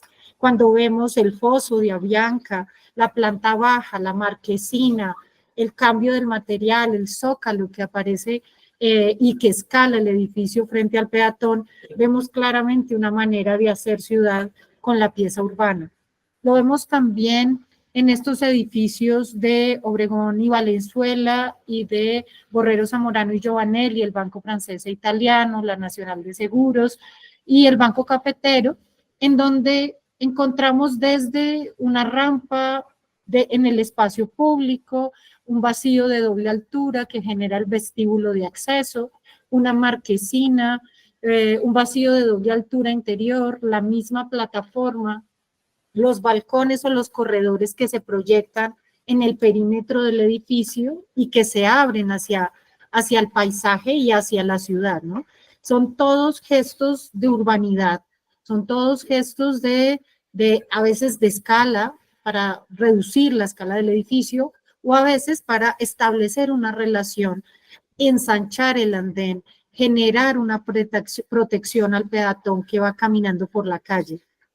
Eso sucede muchas veces. Sucede en el Centro Internacional, en donde Obregón y Valenzuela y Cuéllar Serrano Gómez se unen, es un decir, porque en realidad cada uno desarrolla un proyecto, pero establecen unas condiciones que respetan y que les permiten hacer un continuo urbano. O en el pasaje urbano que plantean Obregón y Valenzuela en el Banco Popular, que le da continuidad a la calle, a la que se accede desde la galería y que permite el desarrollo casi que de un trazado al interior del edificio, lo mismo que sucede en Seguros Bolívar y en muchos otros edificios. Este es un dibujo hecho por Obregón y Valenzuela para la oficina, alguna de las oficinas que estaba en Seguros Bolívar, en el que se establece claramente la conciencia que se tiene en la relación con la geografía que rodea, en este caso, el altiplano cundiboyacense. Para finalizar, quisiéramos hablarles de la tectonicidad como otra de las condiciones en la que creemos Colombia y la arquitectura moderna colombiana tuvo una producción mestiza. O sea, hubo una arquitectura local adaptada a esas condiciones locales que no desconoció en ningún momento, por lo menos en las obras que hemos revisado. Obviamente hay obras en donde uno no podría mencionar que hubo esa relación con el lugar y posiblemente esas obras no son obras de arquitectura moderna, ¿verdad? Edison, si quieres, continúas con Pizarro, ¿o te quedas? ¿Te lo paso? Me quedo acá y me escuchan. Sí. Oh, bueno, siempre quieres mejor No, pues muy rápidamente para ver si podemos queda, hacer unas preguntas. Queda muy poco tiempo. Bueno, no, el tema de la tectonicidad es la antítesis de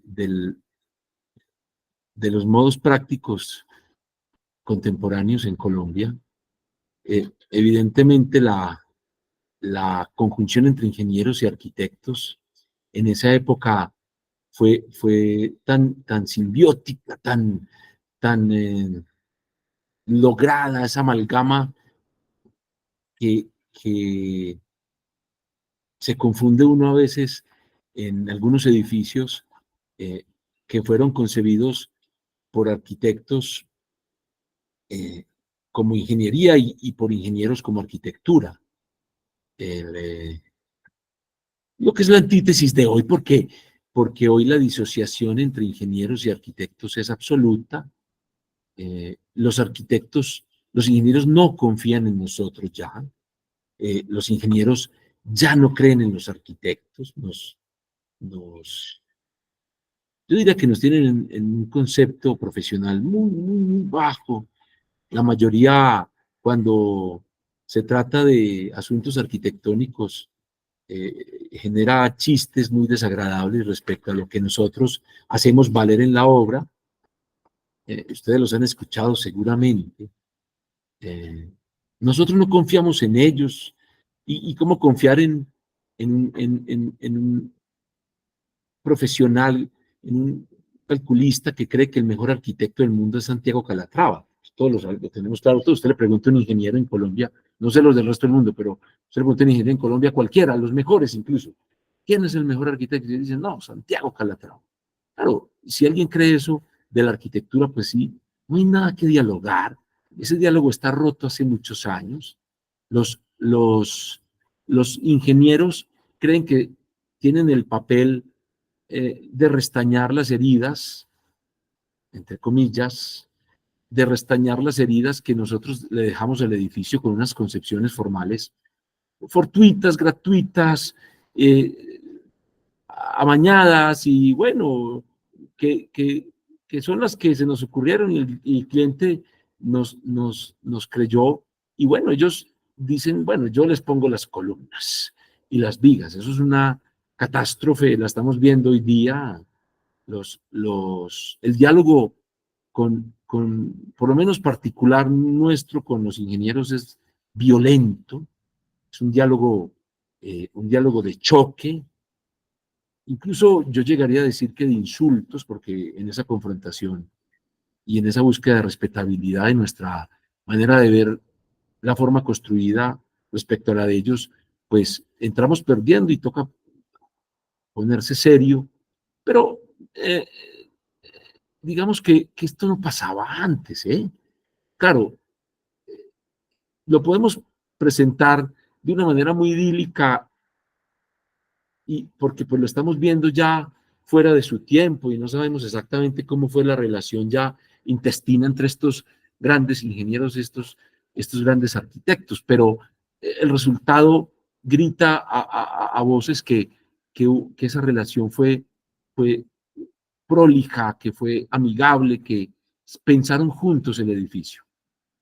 Este es el mejor caso que yo conozco, hay muchos más. Ahora tenemos, por ejemplo, creo que ahorita de pronto tenemos una, sí, Doménico con el reticular celulado y lo que luego, en lo que luego se convierte el reticular celulado, que luego los mismos ingenieros en las últimas normas decidieron que eso no se podía volver a hacer.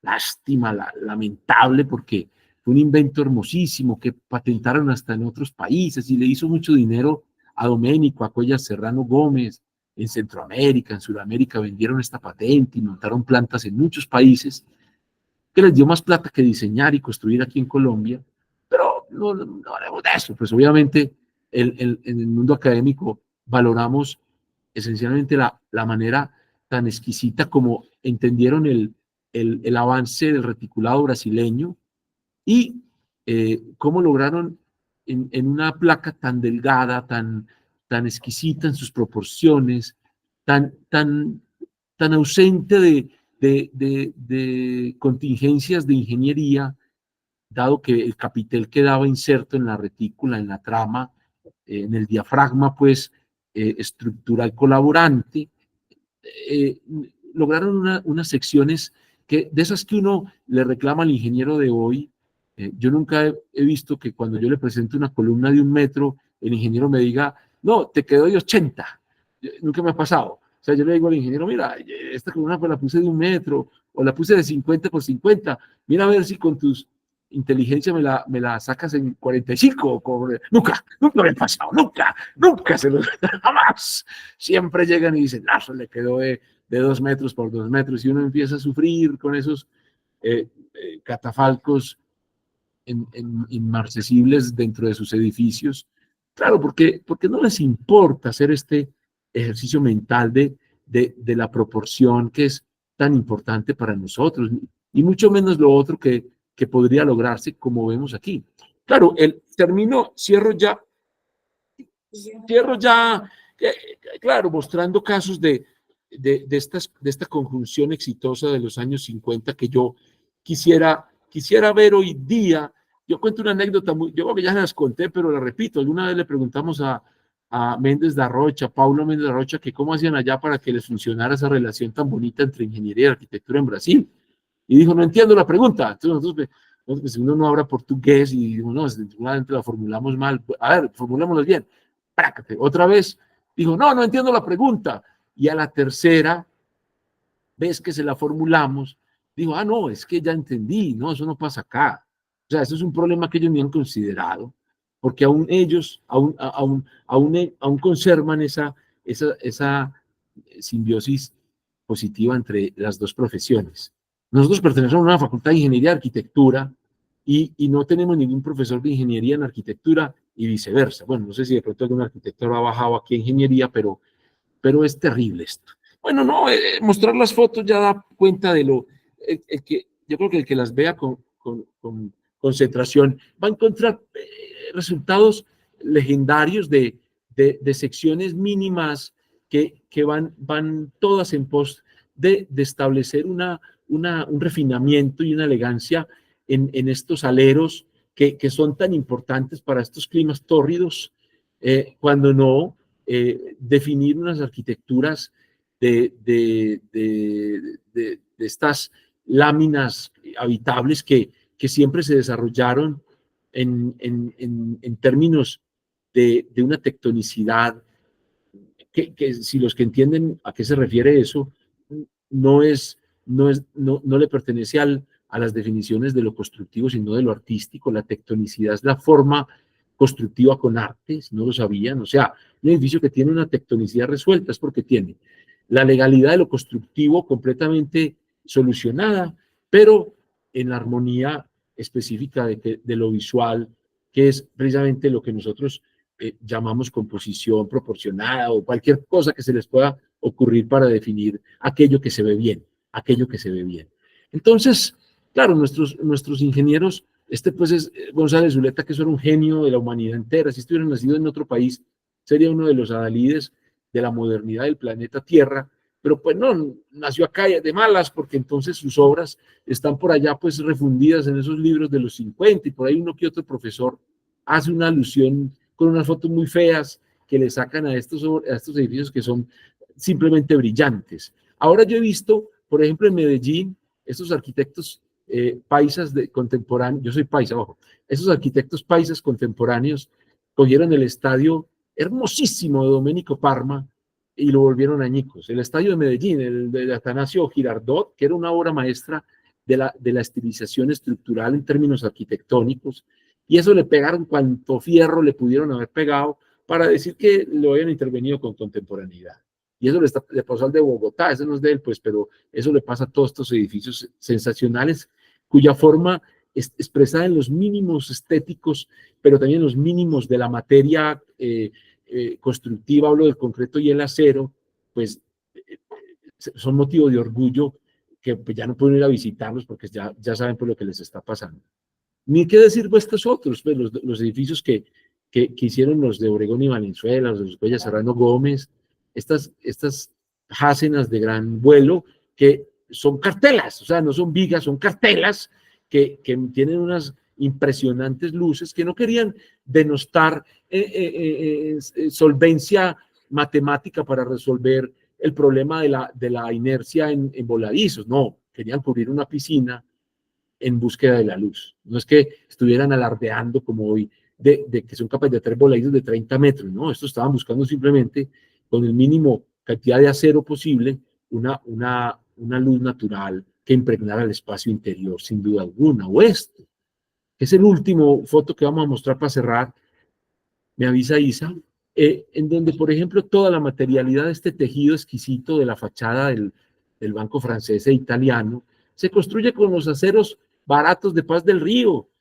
Claro, ellos fueron muy inteligentes al comprar aluminio importado para la plataforma, y cuando les tocó hacer el mismo perfil de la fachada flotante del edificio en la torre, pues no les alcanzó la plata, ni tenían que comprar nada en el exterior, porque aquí en Paz del Río, en nuestra cerera, allá en Boyacá, se produjeron unos extruidos muy bellos, copiando los gringos, y pintados de unos colores que le dan a la gente, que lo engañan y le hacen creer que los perfiles de abajo y de arriba de la plataforma y de la torre son exactamente los mismos, cuando pues difieren totalmente, uno es nacional y otro importado. Bueno, estas cosas se pueden mencionar y hacemos podemos hacer un recorrido mucho más amplio, pero yo quiero cerrar diciendo que yo quedé sorprendido de esta charla, ve.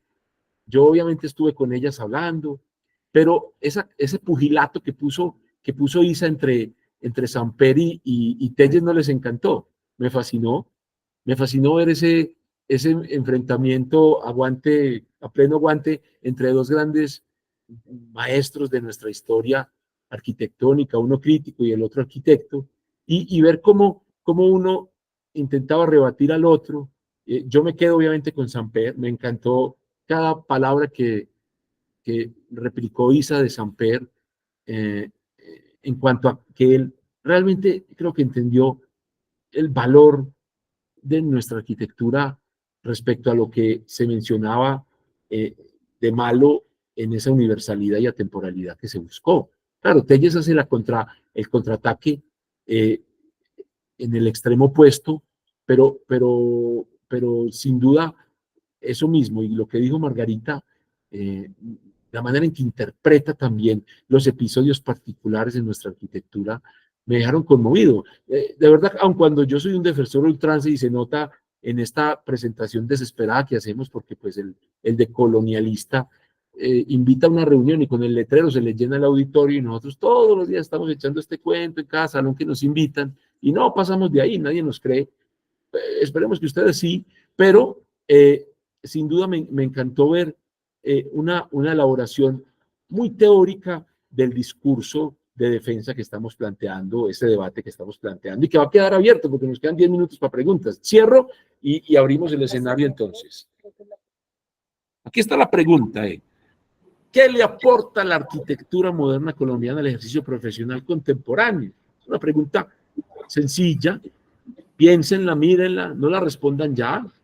¿Qué le aporta la arquitectura moderna colombiana al ejercicio institucional contemporáneo. Ya, ¿qué le puede aportar? También podría ser la pregunta. Sí. Jaime, no sé, bueno, no sé tampoco acá si hay preguntas en Manizales o en Medellín o en Bogotá. Yo pregunté aquí y dicen que no, pero bueno, es que también nos quedamos un poco cortos de tiempo. En Bogotá no hay preguntas, pero sí quisiera hacer una reflexión y agradecerle enormemente a los conferencistas porque hace una charla maravillosa. Sí, hay tiempo para la reflexión, ¿no? Gracias, María Isabel. Muchas gracias, profesora. Yo tengo una pregunta, sí, primero que todo también agradecer porque me parece que ha sido una charla exuberante en temas y en asuntos de investigación. Voy a hacer como un pequeño recuento para intentar hilvanar algunas cuestiones porque habíamos quedado también en hacer algún resumen al final. Comenzando por el concepto de moderno que esgrimió Edison, que me parece bastante interesante, que tiene que ver con que lo moderno no es un estilo, es un estado de la conciencia, que es manifiesto en varios tiempos, que se remontan incluso hasta la Grecia antigua y que pasa, digamos, por el Renacimiento y llega hasta el día de hoy. Luego miramos unas visiones tanto de fuera de la arquitectura moderna en Colombia y tanto de adentro, estableciendo ese pugilato que dice Edison acerca de las manifestaciones de Telles, digamos que enarbolando como algo que no se había inventado nada desde lo colombiano. En cambio, Samper como que esgrime esta postura de una asunto, una expresión mucho más mesurada de la arquitectura en Colombia. Continuando con unas firmas de arquitectura en Colombia que nos explicó Margarita, donde explicaba que había unas primeras generaciones más educadas en los ámbitos extranjeros y después unas de los 40 a los 60 más reconocidas tal vez a nivel internacional.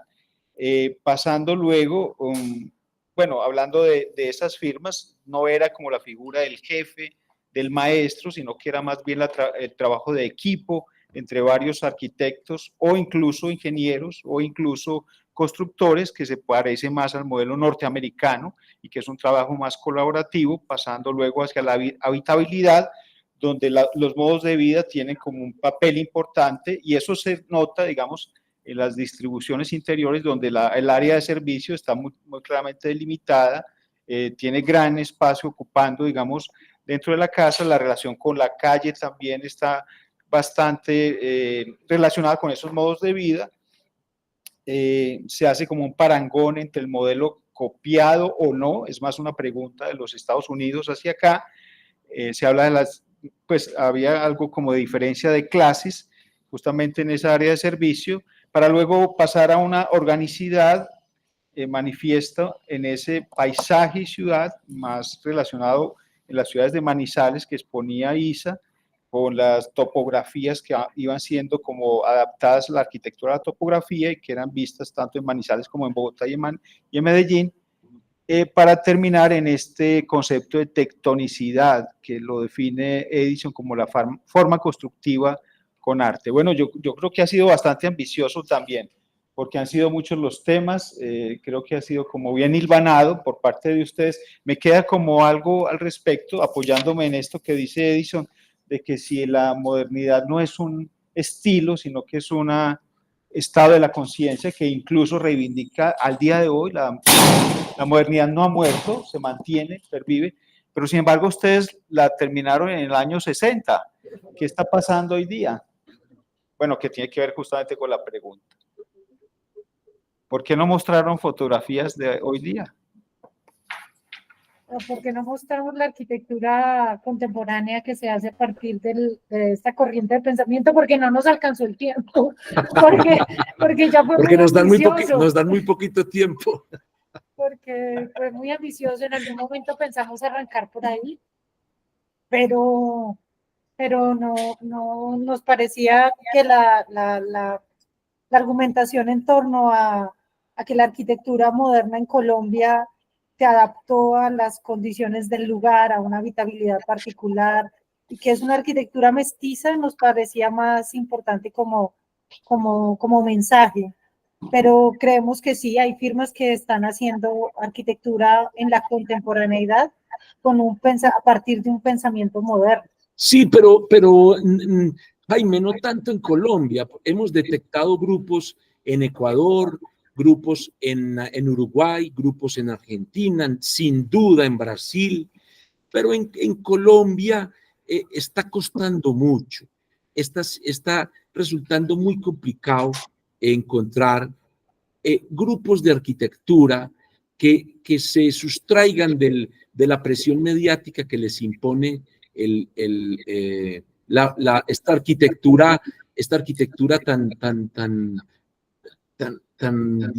rara, ese edificio que hizo Bonilla ahora en la Javeriana lleno de latas, que tenía un origen tan bello. Él establece una proporción de una plataforma, una torre girada, y todo moderno, y empezó a generar un montón de dispositivos bellísimos, con unas luces grandes, con unos transeptos muy bonitos, y de pronto lo forra con unas chatarras de latas horrorosas, y esconde con ese vestido de aluminios y fierros esa pureza de la concepción tan bella que tiene. O por ejemplo, te puedo dar el caso de este arquitecto que nunca conocí, que se murió hace poquito, qué lástima, porque era muy bueno, que hizo un edificio en la Universidad Nacional, se llama un edificio de aulas allá en Bogotá. ¿Cómo se llama? Un apellido extranjero, no recuerdo el señor ese. Bueno, Guillermo Fischer. Guillermo Fischer hace un edificio con una modernidad implícita muy poderosa. Cuando pueda lo copio. Copiar está bien, chicos, copiar está muy bien, es la mejor manera de homenajear a otro arquitecto, de decirle maestro. Ese cuentico de que copiar está mal, yo no sé quién les vendió eso, pero es mentiras. Entonces, apenas pueda lo copio para hacerle un honor. Es un edificio que tiene una gran columna vertebral de circulaciones, al cual se le anexan unos aulas como encajándolo. Lo único es que el tipo, para parecer contemporáneo, en vez de hacer las aulas con sus formalidades acústicas, ideales y demás, les dio unas formas ahí como de bulbos, si vieron, como unos bulbos ahí rarísimos. Entonces, claro, los contemporáneos salieron a correr a decir que ya era contemporáneo, pero ese esquema, por ejemplo, es atemporal y lo puede repetir uno hasta el año 3000 y le va a funcionar y va a ser siempre muy bello. Claro, entonces, ¿qué estoy diciendo? Que presionados por los medios, si me permite responder hasta ahí nomás, no me alargo más, el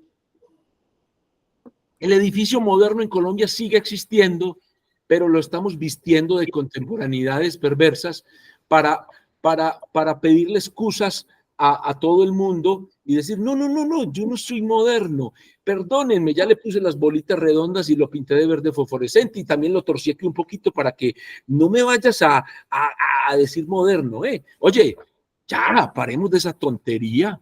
Veo edificios, por ejemplo, con unas fachadas exquisitas, reglados en la tectonicidad de un curtain wall logrado en las tesituras que nos reclama nuestro clima en donde sea, y de pronto el arquitecto, otra vez ofreciéndole excusas a los contemporáneos, le saca un televisor allá en la mitad de nada, donde no hay nada de más, y no queda la oficina de nadie importante, y no se la merecería ni el presidente, pues, y sacan un televisor así como entre el tejido hermoso logrado, y lo pintan de verde, y entonces le presentan el edificio y ya le dan ahí una mención en la Bienal. Entonces, no nos mintamos. Hay que hacer una reflexión profunda, nos toca a nosotros los profesores proponerla y parar. Si es que esta gente, los grandes arquitectos, tenemos arquitectos muy buenos, están haciendo eso por vergüenza, decirles que no, que tranquilos, que lo pueden hacer muy bien con sus planteamientos modernos y que lo pueden terminar también con esos mismos planteamientos. Van a una pregunta, un estudiante viene a preguntar, ¿cierto? Sí. Sí.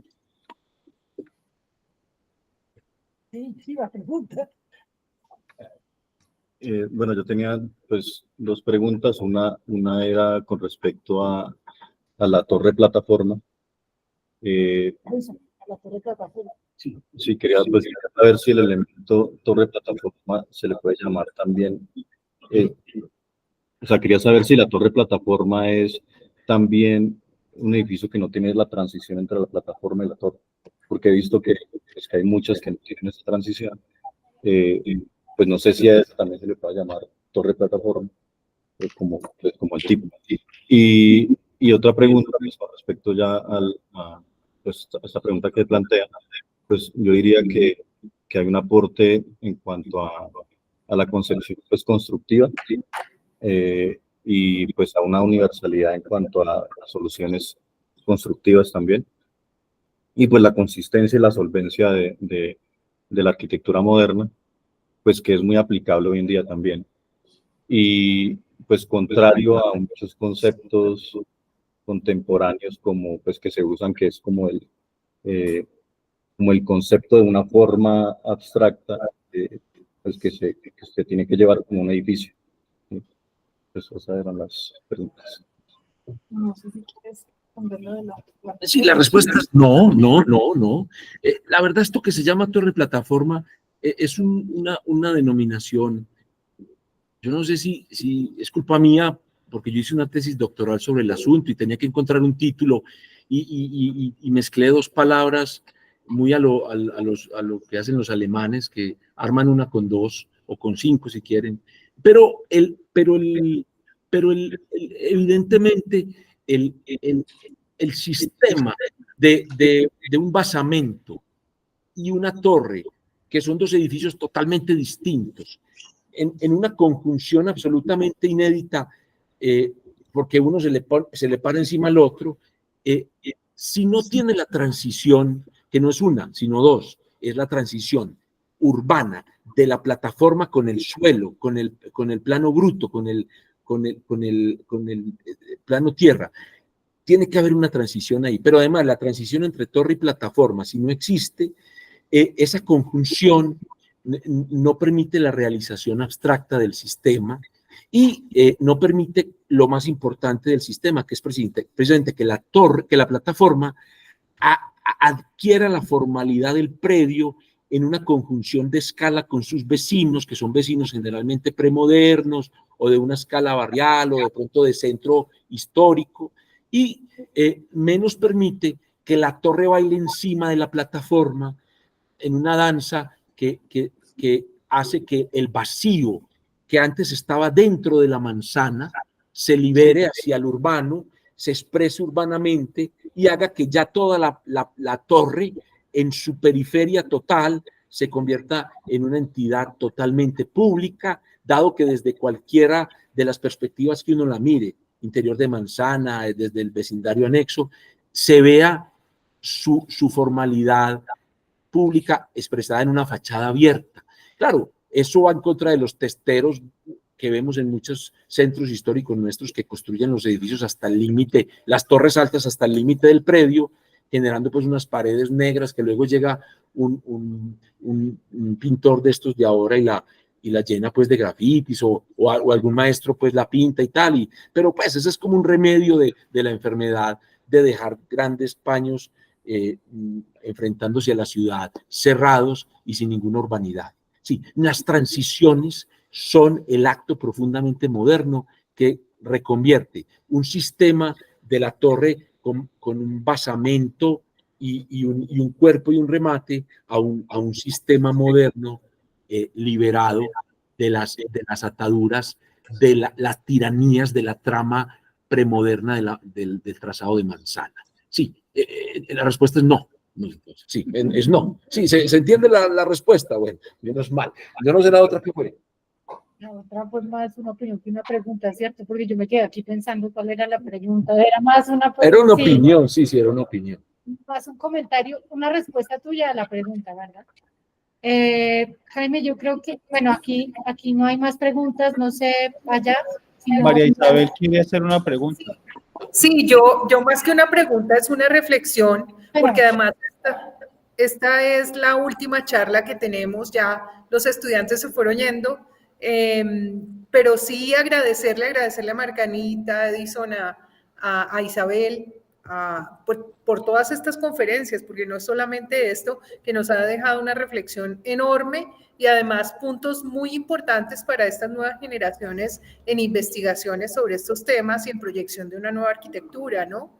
Entonces, agradecerles, Margarita, me estoy acordando cuando comenzamos con Isabel y con Jaime a ver qué profesores nos iban a acompañar y creo que ha sido maravilloso tenerlos, agradecerles enormemente. Los estudiantes también mandan muchas gracias, solo que se han tenido que ir por la hora. Muchas gracias. Gracias. Gracias. Gracias. Yo ya creo que entonces cerramos, Jaime, ¿te parece bien? Sí, está bien. Muchas gracias a todos. Recuerden lo que les dijo Jaime. Jaime, yo creo que igual les mandamos un correo, ¿cierto? La próxima clase es virtual y ya vamos a desarrollar el trabajo que están adelantando con los compañeros de la sede de Bogotá y Medellín. Y muchas gracias a todos. No había caído en cuenta que esta era la última clase. Un abrazo a todos, pues la última clase presencial. Los estudiantes, algunos no pueden a las 12, que pueden a la 1. Entonces, vamos a ver cómo podemos hacerlo, porque Roberto no puede en el horario que tenemos generalmente. Es muy tarde en Italia. Los que puedan a la 1 se unen a la 1 y ya está. Sí, eso les dije yo. Está Sí. perfecto. Muchas gracias, Jaime, también por todo, y Marisabel, gracias. Que tengan Gracias. una buena noche.